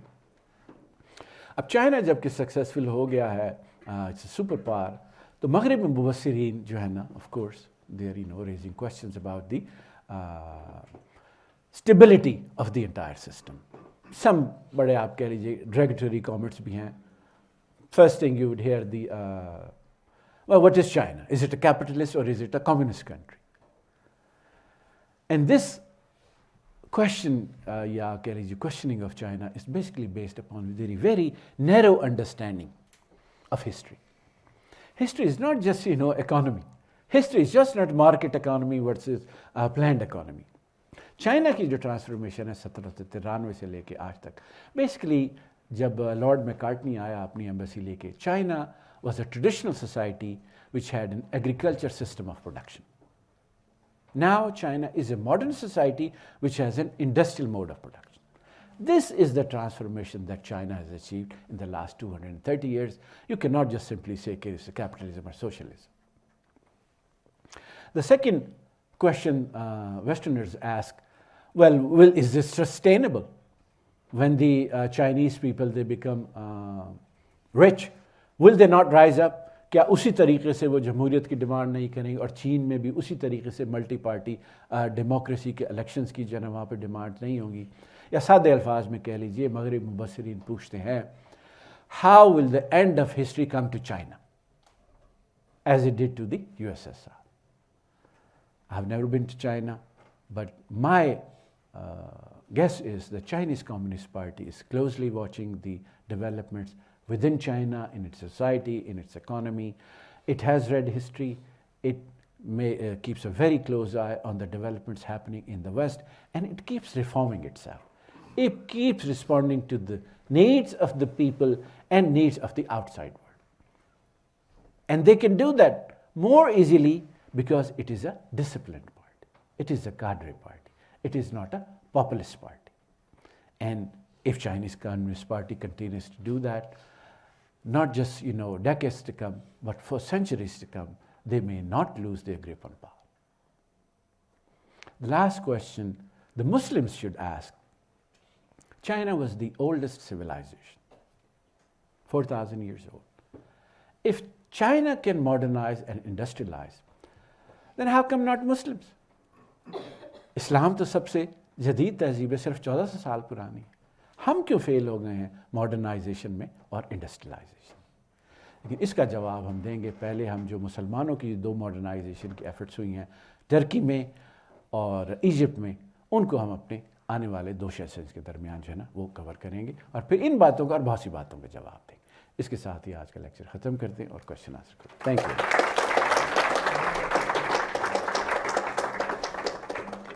Sir, Abdul Ghaffar is here. Sir, my first question is this, that why they got up after every loss? So you said that before the 18th century, I don't remember the exact date, 1919. So they realized after the, you can say, hit it up, while they got lost in anything, then they realized, then they got up. So why this behavior was there? And second question is this, how they get happily got communism education in there, while you said that their kids went there and to teach them. So how they were tired of their own education system or their beliefs, or so These are the questions. دیکھیے صرف جو ایک تہذیب ہوتی ہے نا، وہ تہذیب صرف اپنے آپ ہی کو سمجھ سکتی ہے. جو دوسری تہذیب کے نظریات ہوتے ہیں، خیالات ہوتے ہیں، ان کے جو سیاسی نظام ہوتا ہے، سماجی نظام ہو سکتا ہے، کسی ایک تہذیب کے فرض کے لیے اس کو سمجھنا تقریباً ناممکن ہوتا ہے. اور تہذیبیں آپس میں کولائڈ کرتی ہیں جنگ میں، میدانی جنگ میں. اور جب جنگ میں آپ کو شکست ہوتی ہے، پھر تہذیبوں کو خیال آتا ہے کہ something is gone wrong. تو جب تک چین کو بار بار آپ کہہ لیجیے پے در پے شکست نہیں ہوئی، مغرب کے ہاتھوں شکست ہوئی، جاپان کے ہاتھوں شکست ہوئی، اس وقت تک یہ ریئلائزیشن چینیوں کے لیے بڑی مشکل تھی کہ اپنے اندر ہم تبدیلی لے کے آئیں. اور جو ایجوکیشن سسٹم کی آپ نے بات کی، دیکھیے یہ تو ان کو جو 19ویں صدی کے آخر میں 20ویں صدی کے شروع میں نظر آنا شروع کیا. تو ہمارا جو سسٹم آف ایجوکیشن ہے، جو کنفیوشن سسٹم آف ایجوکیشن ہے، یہ آج کے دور کے مطابق جو ہے نا ہماری ضروریات پوری نہیں کر سکتا. تو they switch some time during the Republican period جو ماڈرن ایجوکیشن کی طرف، لیکن پھر فل فورس جو ماڈرن ایجوکیشن ہے وہ پھر پیپلز ریپبلک کے دوران جو کمیونسٹ پارٹی نے ایک یہ کہتے ہیں کہ جو ایجوکیشن ہے ڈیورنگ چیئرمین ماؤ کے پیریڈ میں، جو ایجوکیشنسٹ ہے وہ کہتے ہیں this is the biggest effort to educate a public that has ever been undertaken by humanity.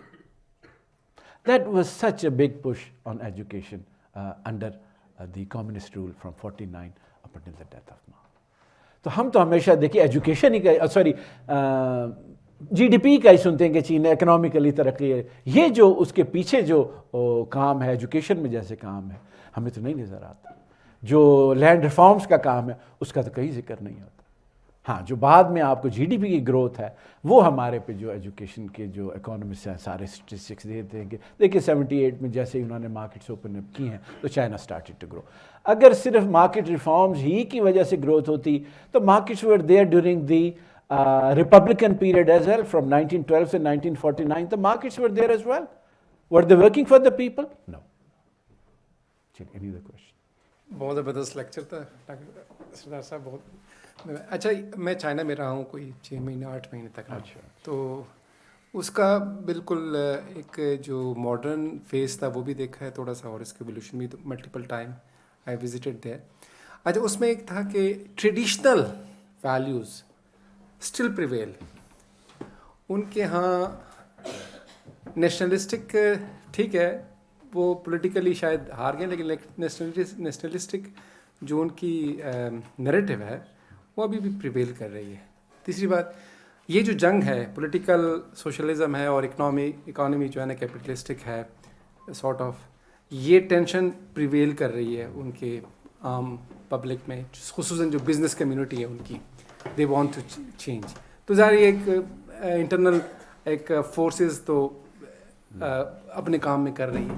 اچھا جو جاپان ہے جو ینگسٹر ہے they hate Japan still university level پر. دے مطلب کیونکہ جو ایک ورلڈ وار میں جو فنامنا ہوئے تھے ان کے ساتھ جو بھی تھے، اور they still telecast their movies. اور اب مجھے نہیں معلوم کہ اس کی کیا پولیٹیکل ریزن ہے یا کوئی بھی ہو سکتی ہے پولیٹیکل موٹیو بھی ہو سکتا ہے. تو یہ چیزیں کچھ پریویل کر رہی ہیں. اچھا اب اگر ہم ماڈرن جو یورپ ہے وہ بالکل اس کا جو ایولیوشن ہے وہ پیٹرن کا تھوڑا ڈفرینٹ ہے اس کا پیٹرن. اور یہ جو چائنا کا پیٹرن ہے اور جاپان کا بھی آپ بتا رہی ہیں اس کا بھی تھوڑا سا تھا. نو ڈاؤٹ کہ کیٹلسٹ جو ہے وہ ویسٹرن تھاٹس ہی بنے تھے، ویسٹرن تھاٹ جو انکلکیٹ ہوئے ہیں اس کے ساتھ وہ گرومنگ کی ہے.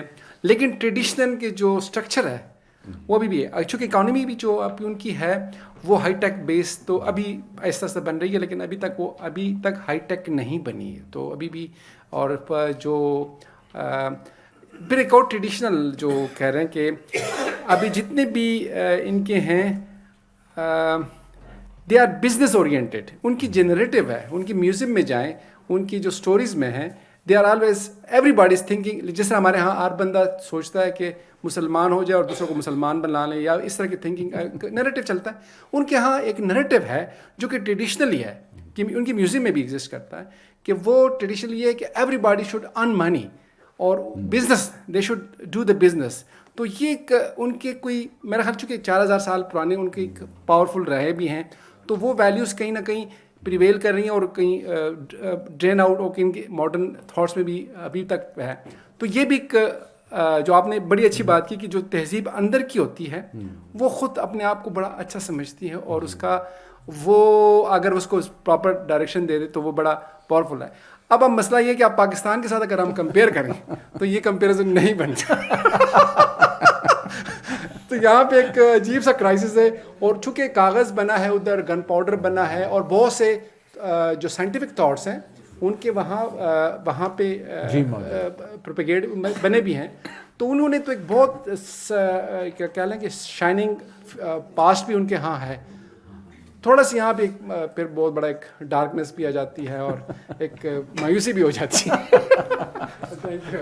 چلیے تھینک یو ویری مچ. اور آپ سے بھی کبھی جو ہے نا سنیں کہ بلکہ آپ چائنا کے بارے میں آ کے لیکچر دیے. ایک جو آپ نے کہا نا کہ وہاں جو اسٹوڈنٹس ہیں they hate Japan. One of the reasons the communist party gives against democracy, کہتے ہیں کہ ہم یہ جمہوریت لے کے آئے تو جو اینٹی جاپنیز فورسز ہیں دے کم ٹو پاور, اور ان کی ڈیمانڈ ہوگی کہ آپ جاپان پہ چڑھائی کر دیں. جس طرح آپ نے چین میں مطلب اس کو ڈسکس کیا, تو وہ بھی مارکس کے مطلب آئیڈیاز سے کہیں کوسوں دور تھی. تو مطلب اس کی فیلئر کی کیا وجوہات ہیں؟ ایک اتنا اچھا سسٹم, ایک اتنا کلاس لیس سسٹم, منی لیس سسٹم جس کو سوسائٹی میں آنا چاہیے تھا, وہ کیوں نہیں آ رہا؟ مطلب اتنے عرصے سے کیوں فیل ہو رہا ہے بار بار؟ آپ پہلی دفعہ ہیں؟ یس سر. جو پچھلے سے پچھلا لیکچر ہے that was about Russia and the Bolshevik revolution. آپ ان کو لنک بھیجیں, اور آپ کے سوال کے جواب اس کے اندر ملیں. Thank you. پہلے تو thank you extremely, I am really grateful and amazed at the lecture آج کا. ماشاء اللہ آپ نے جو ٹاک دی ہے چائنا. ایک دو چیزیں, حالانکہ میں آئی مین کی not none of sitting here has that knowledge of history اور دی انٹرپریٹیشن آف ہسٹری جو آپ کرتے ہیں, لیکن میں چائنا گیا تھا, اعزاز بھی میرے ساتھ تھے. We went around, met a lot of communist party people, highest level. ابھی بھی میں I am in touch with them. اس میں دو چیزیں, ایک جو بھائی نے بات کی اور جو میں نے وہاں فیل کی, اور بلکہ آفیسرز نے ہم سے ان کے کمیونسٹ پارٹی, آپ کو پتہ ہے وہاں کمیونسٹ پارٹی کا official is higher than the government official. اور شاید کمرے میں بیٹھے ہوئے حضرات دوسرے جو میرے کولیگس ہیں, دوست ہیں, دے آر آل پیڈ.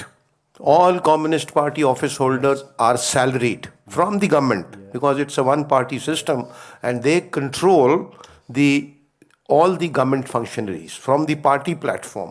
یعنی یہاں پر جو چائنیز امبیسڈر ہے پاکستان میں, انہوں نے مجھ سے اور اعزاز سے شیئر کیا کہ he draws his power more as the head of the Communist Party in the embassy than being the ambassador of. تو یہ ان کا ایک بڑا جو کارٹر بلڈنگ آپ سے بات ہوئی.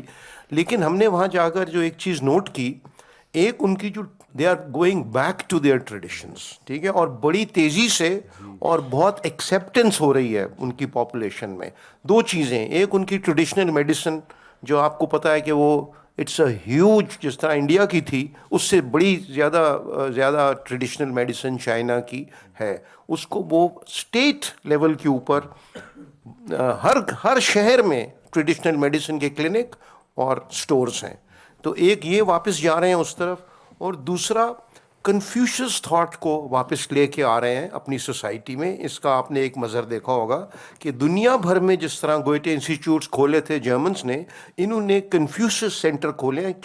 کراچی میں بھی جو اٹیک ہوا, یہ اس کو ماؤ سینٹر نہیں کہہ رہے, یہ اس کو چائنیز کلچرل سینٹر نہیں کہہ رہے, یہ اس کو کنفیوشس سینٹر کہہ رہے ہیں. سو وہ جو بھائی نے بات کی اور وہ جو ہم نے بھی سیکھنا ہے کہ یس دس از اے فیز جو چائنا نے کیا ہے, بٹ ایونچولی ان کا جو اینکر ہے, جو ان کی روٹس ہیں, وہ پھر وہ اپنے آپ کو وہاں لے جا رہے ہیں. اور ایک بہت بڑی چیز ہے جو آئی تھنک آپ اپنے کسی اگلے لیکچر میں ٹچ کریں گے, وہ ان کی جو بیوروکریسی ہے, دنیا کی سب سے پرانی, جس کو وہ فلاسفر بیوروکریٹس کیا ہے. آپ نے فلاسفر کنگس تو ہم نے سنا ہے, but China sees philosopher bureaucrats, جن کو وہ مینڈرنیٹ کہتے ہیں. اور ان کا ایک بڑا رول تھا رہا, چاہے وہ امپائر ہو چاہے اب کے وقت میں ہو. تو وہ ایک ان کا جو کیری اوور آ رہا ہے نا آف کمیٹڈ سول سروسز, یہ ان کا بہت بڑی ایک طاقت تھی. This is what I had to share with you. Thank you very much. اور चलिए बना پلیز. سردار صاحب میرا سوال یہ ہے کہ میں ایک بات مجھے بڑی کنفیوز کر رہی ہے اور ہضم نہیں ہو رہی کہ جنرلی جو میرے ذہن میں ایک کنسیپٹ ہے وہ یہ ہے کہ اکنامک ڈیولپمنٹ کے لیے پولیٹیکل ڈیولپمنٹ بڑی ضروری ہے, اور پولیٹیکل ڈیولپمنٹ مینس جو ڈیموکریسی ہے جو آج پوری دنیا میں ہے, اور پوری دنیا میں جو ہمیں اچھی اکانومیز نظر آتی ہیں, جو ماڈرن ٹیکنالوجی جہاں پہ ہے, جن ملکوں نے بہت ترقی کی ہے, جو پوری دنیا کو رول کر رہے ہیں, وہاں سارے ملکوں میں ڈیموکریسی ہے. چائنا ایک ایکسیپشن بہرحال نظر آتی ہے, لیکن میرا خیال ہے کہ جو کوالٹی آف ٹیکنالوجی ہے اس میں ابھی بھی فرق ہے. تو وہ کوریا یہ یوکرین وار میں بھی تھوڑا بہت اس کا میرا خیال ہے کچھ نظر بھی آتا. تو یہ کیا یہ اس طرح سے ریلیشن جو یار جب یہ بش کو جو بات اس نے کہی ڈنگ سے اوپنگ نے کہ جی ابھی ہمیں نہیں ضرورت اور ابھی وہ ٹائم نہیں آیا, پہلے ہم اسٹیبل ہو لیں, تو پولیٹیکل اسٹیبلٹی یا پولیٹیکل ڈیولپمنٹ یا ڈیموکریسی کے بغیر اکنامک اسٹیبلٹی یا اکنامک ڈیولپمنٹ کیسے ممکن ہے, یہ میرا سوال ہے. Thank you. ٹھیک ہے, میں تو یہ تالیاں ہو رہی.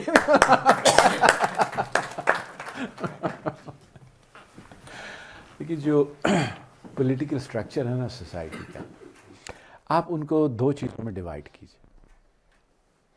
One is the apparatus of the state and second is the mechanism of governance. جو ابھی شہداد صاحب نے بات کی, the apparatus of a state having an effective state, that matters more than democratic governance. جس ملک میں effective state apparatus نہیں ہوگا, وہاں جو مرضی حکومت میں آ جائے جمہوریت کے ذریعے, وہ اپنی ریٹ اسٹیبلش ہی نہیں کر سکے. That was the message that Deng Xiaoping was giving. جہاں بھی یہ سیکوینس ریورس ہوا ہے, آپ نے افیکٹو اسٹیٹ میکنزمس کے بجائے, اس بیوروکریٹک اسٹیٹ کے بجائے جو کہ ایجوکیشن کو ڈیلیور کر سکیں, ہیلتھ کو ڈیلیور کر سکیں, انصاف کو ڈیلیور کر سکیں, سڑکیں بنا سکیں, جب تک آپ وہ اسٹیٹ کا اپریٹس نہیں بنائیں گے, اس اسٹیٹ کے اپریٹس ہی کو استعمال کر کے آپ انڈسٹریل ڈیولپمنٹ نہیں لے کے آئیں گے, اس وقت تک اگر آپ صرف جو ہے نا لوگوں کو یہ کہہ دیں گے کہ اپنے آپ لیڈر منتخب کر لیں, لیڈر منتخب ہو جائیں گے. آفٹر منتخب ہونے کے بعد what would they do?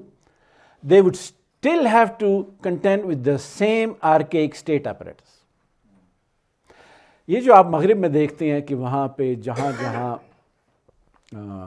Advanced ملک ہیں, ٹیکنالوجی زیادہ ہے, امیر ہیں, وہاں پہ جمہوریت ہے.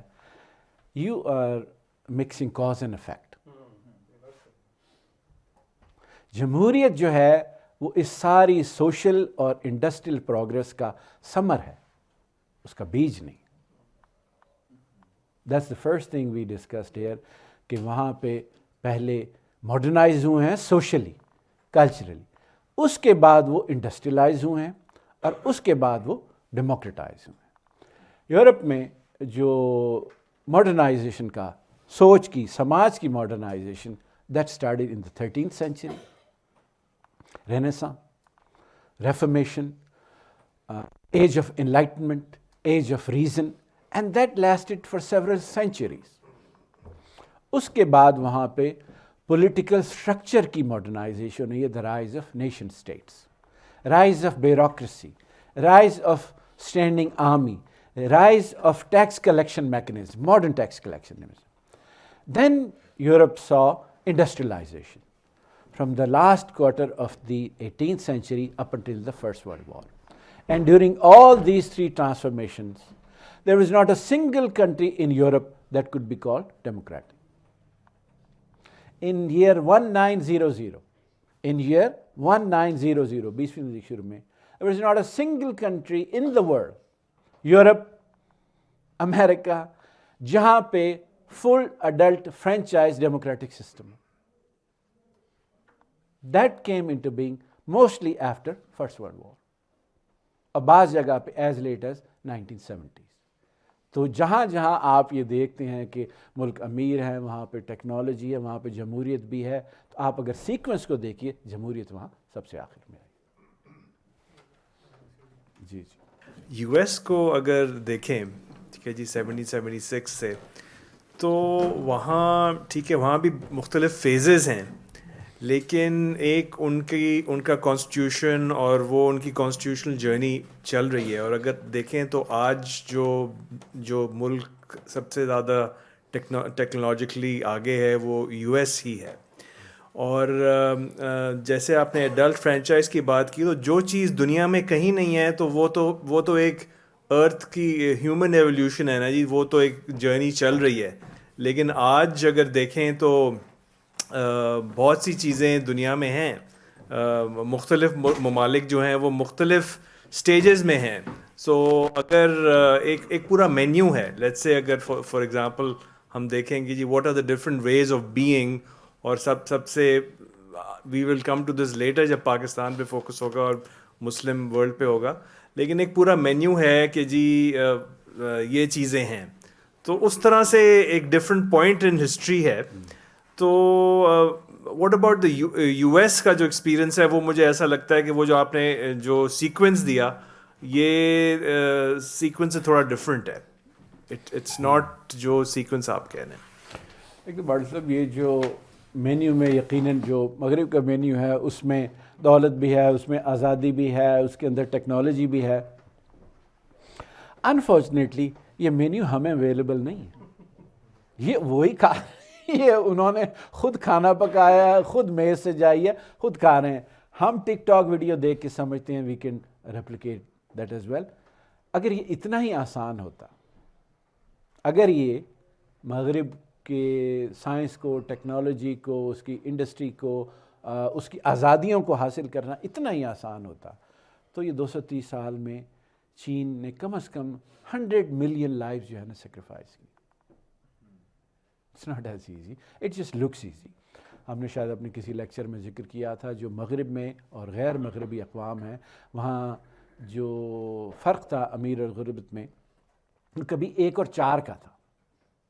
The poorest country and the richest country, the difference between the two, when Adam Smith wrote his Wealth of Nations in 1776, the richest country was only 4 times richer than the poorest country in the world. Now, some professors say this difference is as much as 250 times. تو ان کے menu پہ جو ہے نا وہ dishes بڑھتی جا رہی ہیں, ہمارے مینیو پہ ڈشز کم ہوتی جا رہی ہیں. ہم جو ٹی وی پہ دیکھ کے کہہ لیتے ہیں وی کین ڈو. ہاں, اس سے یہ ضرور ہے کہ یہاں پہ جو پولیٹیکل ڈسکنٹینٹ ہے, کیوس ہے, فرسٹریشن ہے, وہ بھی تیسری دنیا میں بڑھتی جا رہی ہے. They can see it on the screens but they کی ناٹ ریچ. مغرب کے بارے میں, جو ویسٹ کے بارے میں, امریکہ کے بارے میں, چلیے کسی اور موقع دیں گے بات. تھینک یو سر.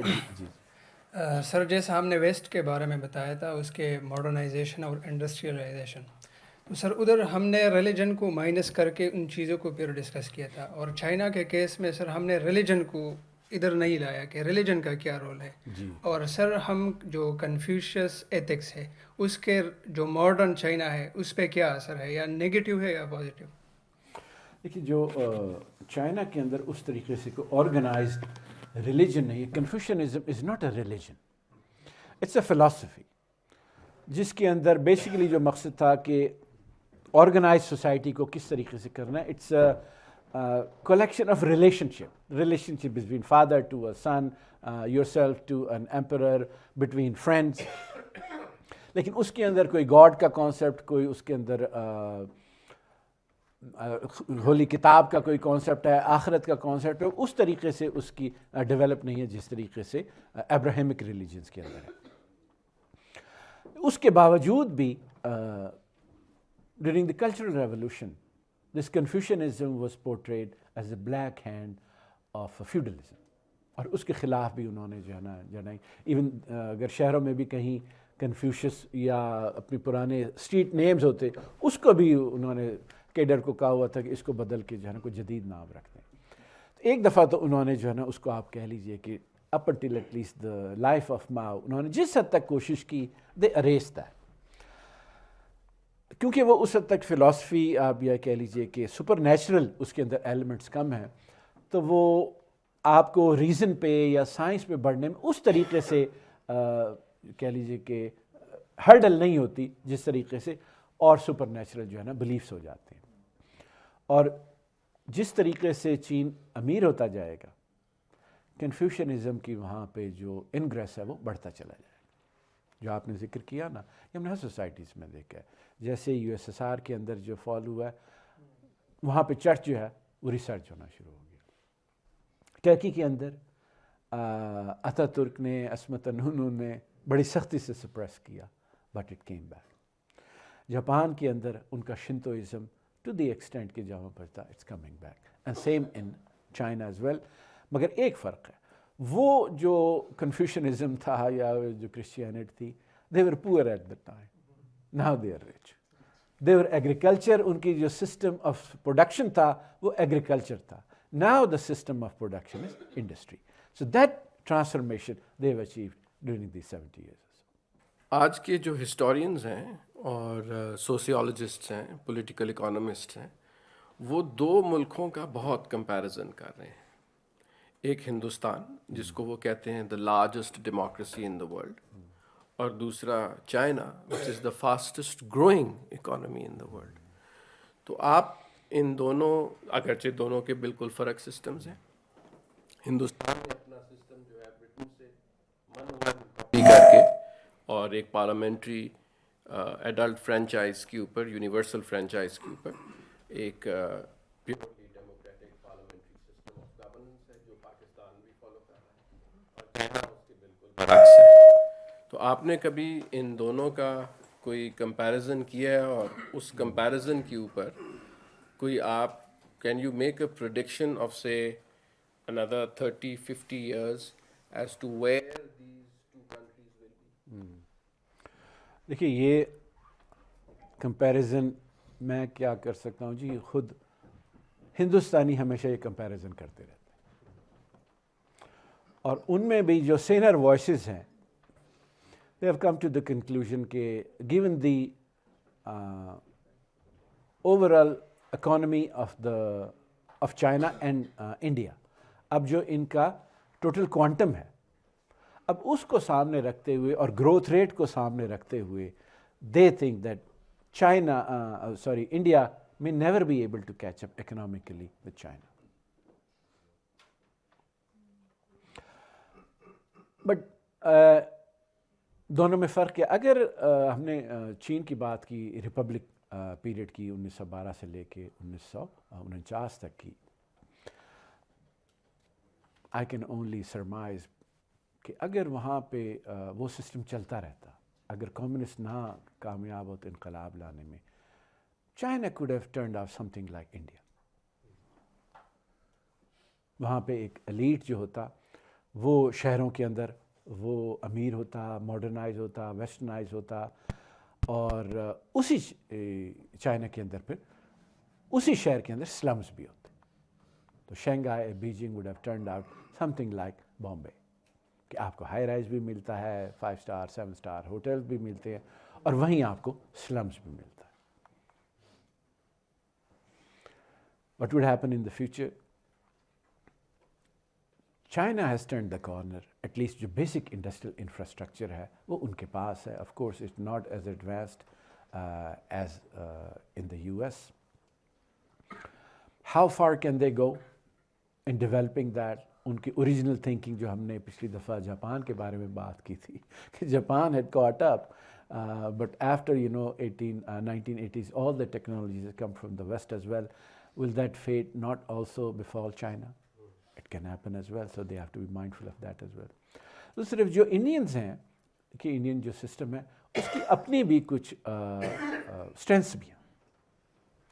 وہ ڈیسینٹرلائز سسٹم ہے, وہاں پہ جو اسٹیٹس ہیں ان کے پاس پاور ہے, ڈیموکریسی کی وجہ سے فریکچرڈ بھی ہیں, ہمیں ہیپ ہیزرڈ بھی لگتی ہے.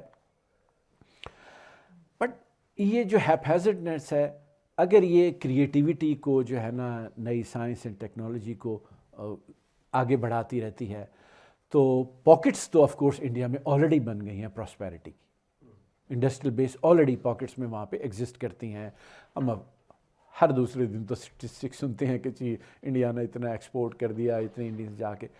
اگر وہ پاکٹس جو ہے نا, ہاؤ وڈ دوز پاکٹس دین انفلٹریٹ کے جو لیفٹ بیہائنڈ ہے انڈیا, جو کہ ابھی بھی سڑکوں پہ سو رہے ہیں, جن کے ساتھ ابھی بھی ظلم ہو رہا ہے, جن کو کہ ابھی بھی وہاں پہ دالت سمجھا جاتا ہے, نہ ہیلتھ فیسلٹی, نہ ایجوکیشن کی فیسلٹی ہے, نہ پولیٹیکل رائٹس ہیں, ان تک یہ جو بینیفٹس ہیں جو کہ انڈیا میں وہاں کے ایلیٹس انجوائے کر رہے ہیں وہ پہنچ پائیں گے کہ نہیں؟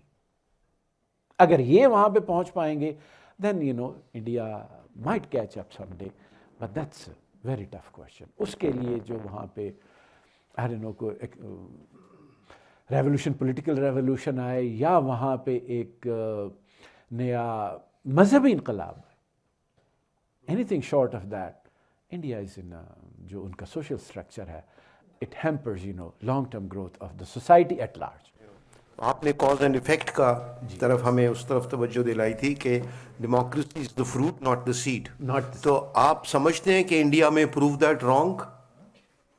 کیونکہ وہاں پر جس طرح اعزاز نے کہا ٹوٹا پھوٹا, جس طرح آپ نے کہا فریکچرڈ سوشل اسٹرکچر اور سوشل فیبرک بھی ان کا مختلف طبقوں میں اور مختلف فالٹ لائنز کے اندر ہے, اور اڈلٹ فرینچائز بھی ہے, اور اسٹیٹ گورنمنٹس کے پاس طاقت بھی ہے, سینٹر کی انٹرفیرنس بھی ہے, سب کچھ ہوتے ہوئے بلیک شیپ بھی ہیں پارلیمنٹ میں, جس طرح ہم لوگ یہاں کہتے ہیں, وہاں بھی ایک سے ایک بیٹھا ہوا ہے. With all those things it still progressing. تو کیا وہ آپ کا جو تھیسس ہے کہ جناب فروٹ اور سیڈ والا, تو do you think that India میں پروو دیٹ؟ دیکھیے جمہوریت جو ہے یہ انڈیا کی مجبوری بھی ہے. After 1947, place yourself in the shoes of Pandit Jawaharlal Nehru. India has all the fault lines. مذہبی بھی ہے, ریجنل بھی ہے, ایتھنک بھی ہے, کاسٹ سسٹم ہے, لینگویجز ہیں. How can you keep India together? Pandit Nehru only had one tool, and that is to give each man one vote. And that has kept the country together. یہ ایک ان کی آپ کہہ لیجئے کہ ہسٹوریکل ایک بیک گراؤنڈ ہے. وہاں پہ جو ڈیولپمنٹ ہو رہی ہے پاکٹس کے اندر, اب آپ ان پاکٹس میں بھی جا کے دیکھیے, وہاں بھی پروسیس وہی ہوگا کہ جو بھی وہاں پہ کمیونٹی وہاں پہ اب رچ ہے, سوشلی پہلے اس کمیونٹی کے حد تک یا اس سٹی کی حد تک انہوں نے اپنے آپ کو سوشلی ماڈرنائز کیا ہوگا, اپنے آپ کو ماضی کے جو خیالات ہیں ان سے دور کیا ہوگا, تب جا کے وہ ماڈرن اکانومی میں انٹیگریٹ ہو سکے ہوں گے. It is easier for them, کیونکہ ہندو ریلیجن جو ہے وہ زیادہ جو ہے میلیبل ہے. اس کے لیے جو ویسٹ سے کچھ سیکھ لینا, خاص طور پہ ریزن کی بات سیکھ لینا, اتنا مشکل نہیں ہے جتنا کہ ایک ابراہیمک ریلیجن میں ہوتا ہے. اور جب یہ انڈینز باہر جاتے ہیں تب یہ جو ان کا ایٹیٹیوڈ ہے وہ اور زیادہ صاف نظر آ جاتا ہے. They are more easily integrated into the western society than us. تو پاکٹس میں آپ کو سیکوینس وہی نظر آئے گا کہ وہ پہلے ماڈرنائز ہوتے ہیں اپنے خیالات کو, اس کے بعد وہ انڈسٹریل جو ورلڈ اکانومی ہے اس کا حصہ بنتے ہیں, پھر وہ امیر ہوتے ہیں. یہ سیکوینس وہی. جی فالو اپ کوشچن جی, وہ یہ کہ جیسے آپ نے بات کی تھی نا چائنا میں کہ 300 million I think land titles دیے گئے تھے, رائٹ؟ تو اسی طرح ہم یہ پڑھتے ہیں اور سنا ہے کہ انڈیا میں بھی لینڈ ریفارم ہوا. سو ایسا لگتا ہے کہ اسپرٹس میں چیزیں ہوتی ہیں, اور مطلب اور اب اگر پریزنٹ چائنا کو دیکھ لیں تو ایک تو پروگریس ہے اور دوسرا ایک پاور اسٹرگل بھی ہے. تو یہ دونوں چیزیں انٹرپلے کر رہی ہوتی ہیں. اب اگر جیسے ٹوڈے جو پریزیڈنٹ ہیں, پریزیڈنٹ شی جن پنگ, وہ اپنا پاور کنسولیڈیٹ کر رہے ہیں, اور وہ اب کیا وہ کنسولیڈیشن سے کہیں اوور پلے تو نہیں ہو جائے گی کنسولیڈیشن, کیونکہ وہ ایک spirit of private property, private sort of businesses, وہ چیز آئی, اس سے تھوڑی اوپننیس ہوئی, تو پھر اب یہ کنسرن کہ جی کچھ زیادہ ہی نہ کھل جائے, کچھ زیادہ ہی لوگوں کی ڈیمانڈ نہ ہو جائے, تو کنسولیڈیٹ. اینڈ تو اس کو کس طرح سے دیکھیں؟ میں ارشد صاحب, آپ چین ہو کے ہیں, میں تو چین نہیں ہو گیا, آپ پارٹی سے ملتے تھے, آپ جواب دیجیے اس کا. دیکھیں یہ جواب تو میرا اتنی ڈیپ اسٹڈی نہیں ہے, لیکن میں سمجھتا ہوں کہ یہ جو انٹریکشن آف فورسز ہیں and this tendency of a human being, یہ ویکنیسز ہوتی ہیں کہ power corrupts and absolute power corrupts more, اور یہ ٹو کنٹرول کا جو ہونا ہے. اب یہ اگر پریزنٹ چائنیز لیڈرشپ یہ کرے گی تو دیر از اے چانس اٹ میں گو آف ٹریک. بٹ ان کی ریزیلینس اتنی ہے کمیونسٹ پارٹی آف چائنا کی، because that party is much bigger than any individual. So that I think اگر یہ ہوتا ہوا بھی ہوا تو اس کو سائڈ لائن ہو جائے گا وہ، اور communist party of China will never allow a person to destabilize the structure. Thank you there sir, thank you sir. جی جی So I just wanted to جی second Arshad Saab fully. I mean, without even an iota of doubt, because you have to go and see and meet with the cadre of the Chinese Communist Party to understand. اس کے باوجود بھی آپ سی سی پی کو فیتھم human mind نہیں کر سکتا کہ وہ کس طرح سے وہ اتنی بڑی جماعت آرگنائز ہوئی ہے.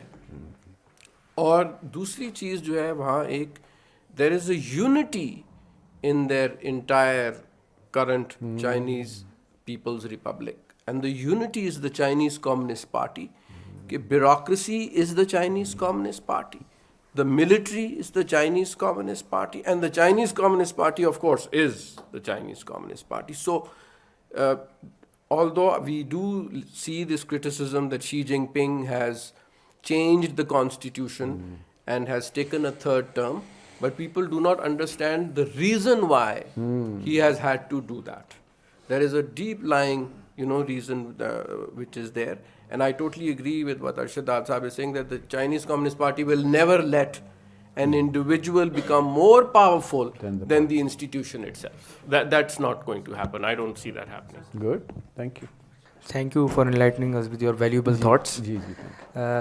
Sir, Western ریسنٹ جو ہیجمنی ہے اس کے پیچھے ایک export of culture and their norms and values کا ایک بہت بڑا کردار دکھتا ہے، اکانومی اور باقی چیزوں کے ایک ٹیکنالوجی کے علاوہ. جب ہم چائنا کو دیکھتے ہیں تو چائنا اکنامیکلی رائز ہو رہا ہے اور بھی باقی انفراسٹرکچر پوری دنیا میں جو ہے ان کا ایک سافٹ پاور ہے. لیکن کیا ریزن ہے کہ وہ اپنے کلچرل ایکسپورٹ کے یا کلچر جو امپیریلزم ہوتا ہے کہہ لیں اس میں وہ لیک کرتے ہیں، اتنے ایزیلی لوگ ان کے ساتھ انٹیگریٹ نہیں ہو رہے. تو اس کے کیا ریزنز ہیں؟ جی جی جی بالکل ٹھیک کہہ رہے ہیں. دیکھیے جو ایک پروسیس ہے ماڈرنائزیشن، ایک ہے ویسٹرنائزیشن. ماڈرنائزیشن ہے جب آپ ریزن کی بیس پہ اپنی سوشل ٹرانسفارمیشن کرتے ہیں، اپنی پروڈکٹیو فورسز کو ٹرانسفارم کرتے ہیں. اور ویسٹرنائزیشن یہ ہے کہ آپ یہ کوئی کام کیے بغیر اس کے کلچر کو آپ کاپی کرنا شروع کر دیں. جینس پہن لی آپ نے، پیپسی کولا پی لی، جا کے برگر کھا لیا، اس سے آپ کی نہ سماج بدلتا ہے نہ ہی آپ کی پروڈکٹیو فورسز جو ہے نا وہ ایوالو ہوتی ہیں. یہ ویسٹرنائزیشن کے عمل سے بہت ملک گزر رہے ہیں. چین نے ویسٹرنائز نہیں کیا اپنے آپ کو، چین نے ماڈرنائز کیا ہے، چین نے انڈسٹریلائز کیا ہے. دوسرا یہ آپ کا سوال یہ بھی بالکل صحیح آپ کی آبزرویشن ہے کہ ان کا کلچر اس طریقے سے دنیا کے اندر پینیٹریٹ جو ہے نا وہ نہیں کر رہا جس طریقے سے ویسٹ کا ہے. جو ویسٹ کی فلاسفی ہے، جو ان کا ریلیجن کبھی پریڈومیننٹ رہا، it has a universal appeal. They talk to all human beings. All human beings have soul. So even when they colonized Africa, even when they colonized Latin America, there were some voices within the West جو کہتے تھے کہ نہیں آپ ان لوگوں کو اس طریقے سے نہیں ٹریٹ کر سکتے. They have a soul as well. Maybe they are black, maybe they are Native Americans, but they should be treated with dignity because they have a soul and we must save their soul. تو یہ جو ایک human یونیورسیلٹی کا ان کے اندر basis ہے ان کی civilisation میں، وہ چائنیز میں نہیں. Their culture is centered with the Chinese people themselves. ان کے جو کنفیوشس ایتھکس ہیں, ان کی جو ٹاؤس ریلیجیس ٹریڈیشنز ہیں, کچھ اس کے اندر آپ کو ٹھیک ہے یونیورسل ایلیمنٹ مل جائے گا. ٹاؤزم میں مثلا ین اینڈ یانگ کا کانسیپٹ ہے, فیمنن اینڈ میسکولن کا کانسیپٹ ہے, بٹ ادروائز کو ان کا جو فلاسفی ہے, ان کی جو انٹلیکچوئل ٹریڈیشنز ہیں, ان کا جو ریلیجن ہے, اس میں وہ یونیورسل ایلیمنٹ نہیں ہے جو کہ آپ کو کرسچینٹی میں ملے گا اور جو آپ کو اسلام میں بھی ملے گا. جی اچھا میرا سوال بھی بھائی کے سوال سے ہی تھوڑا سا آگے لنک کرتا ہے. اگر ہم دیکھیں تو چائنیز گورنمنٹ نے جو ہے وہ اپنے عوام پہ تھوڑا سا سوشل میڈیا کا بین لگایا ہوا ہے, اور عام جو لوگ ہیں ان کا انٹریکشن باقی دنیا کے ساتھ اس طرح نہیں ہے جس طرح سے ہمارا انٹریکشن ہے. تو کیا یہ اسی وجہ سے ان کی یونٹی قائم ہے کہ انہوں نے جو اپنا آئیڈیالوجی ہے یا گورنمنٹ کی جو پالیسیز ہیں صرف اسی پہ عمل درآمد کرنا ہے, وہی چینل دیکھنا ہے جو گورنمنٹ دکھانا چاہ رہی ہے, وہی سوشل میڈیا استعمال کرنا ہے جو چائنیز زبان میں آپس میں انٹریکشن رکھ سکتے ہیں, باہر کی دنیا سے آپ انٹریکشن نہیں رکھ سکتے. کیا یہ وجہ بھی ان کی یونٹی کی ہے؟ نہیں جی یہ نہیں ہے. ایک چھوٹی وجہ. جی جی ٹھیک ہے. دیکھیے ان کی جو یونٹی ہے ڈیورنگ دا سیکنڈ ڈائنسٹی, ہم نے بات کی قین شی ہوانگ کی جو ان کا فرسٹ ایمپرر تھا. His Dynasty was only short lived, last only 15 years. لیکن اس نے جو امپیریل اسٹرکچر ان پلیس کیے, پھر اس کی بنیاد پہ آ کے آنے والی ڈائنسٹی نے they brought in centuries of peace and prosperity. اور جو اس کے بعد ڈائنسٹی آئی واز اے ہان ڈائنسٹی. اور آج مور دین 90%, about 92% of all the Chinese, they consider themselves as Han ethnic Chinese. This is basis of unity. They have the same culture, they have the same writing system. پھر جو bureaucratic ان کی tradition ہے that goes back centuries. اس دوران جو ایک bureaucrats نے, emperor 6 سال کا ہو, ایمپرر 2 سال کا ہو, the affairs were run by the mandarins. That brought in the unity. پھر آف کورس جو 49 کے بعد سے کمیونسٹ پارٹی نے جو فارن تھاٹس تھیں, آئیڈیاز تھے کیپٹل سے, ان کو ایلیمنیٹ کیا اور اس کی جگہ ایک کلچرل یونٹی لے کے آئے, ہیجمنی آپ کہہ لیجیے لے کے آئے. اس کی وجہ سے وہاں یونٹی ہے. More than 100 million Chinese travel each year to outside destinations, and every single one of them comes back to China. اگر اتنا ہی وہاں ڈسینٹ ہوتی, why would they go 100 million and then they come? یہ جو tool ہے کہ internet کی وجہ سے ان میں یونٹی ہے, yes probably plays a part, but that's not the basis of it. ہم being a Pakistani sir, China ہمارا ریجنل پارٹنر بھی ہے, جیو پولیٹیکل ریلیشن بھی ان کے ساتھ ہے, اور اس سب سے بڑھ کر ہمارا جو اکنامک سی پیک کا بھی ایک رشتہ ہے ان کے ساتھ. تو ان کے جو سویلائزیشن اور اکنامی کی جو ہم نے بوم اور بست دیکھ لی, تو ہمیں ایز اے پاکستانی ان سے کون سا ایک فیکٹر ہے جو لینا چاہیے کہ یہ پاکستانی کو چاہیے کہ اور کون سا نہیں لینا چاہیے؟ آپ اسلام آباد میں اگر ہیں تو آپ باقی جو لیکچرز ہیں ان میں بھی تشریف لائیے, ایک ایک کر کے ہم اسی طرف اپنی گفتگو کو لے کے جائیں گے. آئی ایم گریٹلی انکریجڈ کہ آپ کے لیکچر یہ اس ایج گروپ میں سنے جا رہے ہیں, تو میں ان کی اس کے لیے اگر آپ اجازت دیں کہ کمیونسٹ پارٹی آف چائنا کو ضرور دیکھیں کہ وہاں پر they are 6% of the population. Total communist party کی ممبرشپ 6% آف دی پاپولیشن, اور کمیونسٹ پارٹی آف چائنا کی ممبرشپ ہر آدمی نہیں لے سکتا. They go to the brightest in the university and try to get them, اور کمپلسری نہیں ہے. اور ٹیکنیکلی چائنا میں 12 یا 11 پولیٹیکل پارٹیز ہیں, لیکن یہ پارٹی اتنی زیادہ ہے اور اس قدر اس کی افیکٹونیس ہے کہ actually it's coming to a single party system. اور اگر آپ اسلام کو اگر ڈیٹیل میں پڑھیں تو actually there is also a single party system in Islam also. Thank you. اچھا میں ایک تو یہ کہ جو ریلیجن کے حوالے سے بات کی, وہ چائنیز سوسائٹی ایک اچھی آبزرویشن میں اس کے بچوں نے دیکھا, تو میں پوچھ کہ وہاں وہ religious they don't believe in God in general, لیکن ان کی سپرسٹیشس بہت ہیں. جی مثال کے طور پہ 4 کا فگر دے ہیٹ، مطلب وہ 4 س کا مطلب موت کے قریب ہوتا ہے. تو وہ کہتا ہے کہ وہ 4th فلور نہیں کرتے. جی ہوٹل میں جائیں تو 4th کا جو فگر ہوتا ہے وہ روم نہیں ملتا. اچھا اولمپک 8 کے فگر یہ بہت زیادہ وہ کہہ لیں کہ بہت ہی وہ کہہ لیں خوشبختی کی بیڈ اومن. جس طرح 2008 کا جو ان کی اوپننگ سیشن تھا سر، 2008 اور 8:08 پہ شروع ہوا تھا. You should observe that. اور میں موٹر وے پہ جاتا رہا ہوں، ان میں شاید ڈیسیمل میں PPM میں مجھے گاڑی پہ 4th کا فگر نظر آتا تھا، نہیں آتا تھا. وہ گاڑیاں بھی نہیں لیتے. اچھا ایک تو یہ تو ایسے لائٹ کے حوالے سے کہ they are very superstitious still. میں مطلب کوئی 5-6 سال پہلے کی بات کر رہا ہوں. اچھا یہ جو ٹائمنگ ہے 2009 میں ڈنگ کی جو ماڈرن تھاٹس، اس میں جو رشیا کا کولیپس ہے اس نے کتنا فیکٹر کنٹریبیوٹ کیا ہے؟ یہ بھی ایک یعنی فنومینا تو پیرل میں ہو رہا ہے نا. تو it was a pushing something or it was forcing that Deng to think in that way. دیکھیے جو آپ نے سپرسٹیشن کی بات کی، وہ 4 کی فگری جاپان میں بھی ایسا ہے، اس کو شی اسے موت کا. آپ بہت سے ویسٹرن ہوٹل میں چلے جائیں، وہاں آپ کو 13th فلور نہیں ملے گا. تو وہ بھی سپرسٹیشس ہیں. Some are more some are less. Western are but I do agree Western are less superstitious than the Chinese. جو 89 میں why Deng insisted not opening up China then.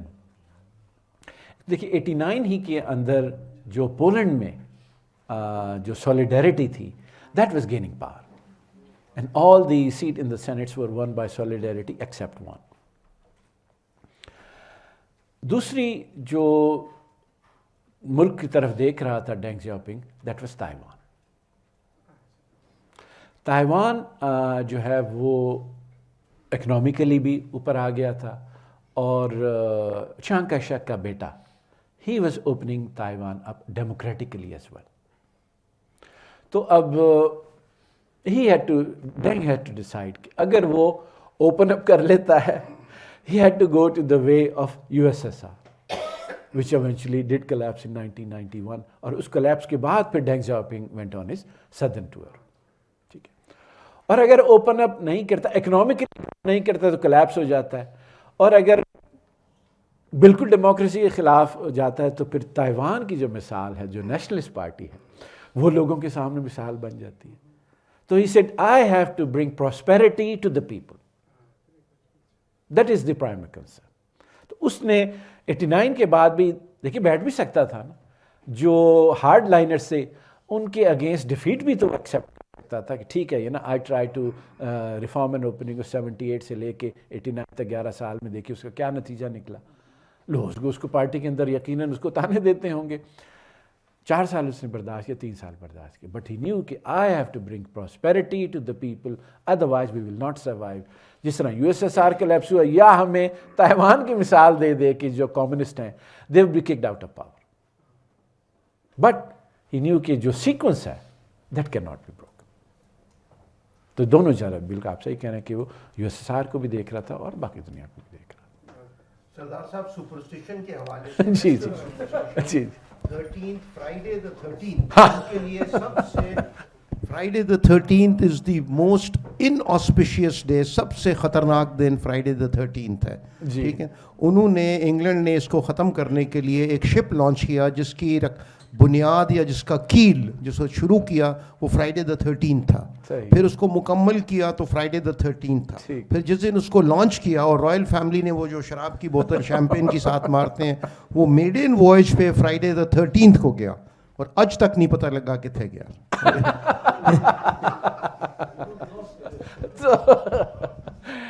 humans are like that. چلیے ٹھیک ہے. Okay thank you. Okay.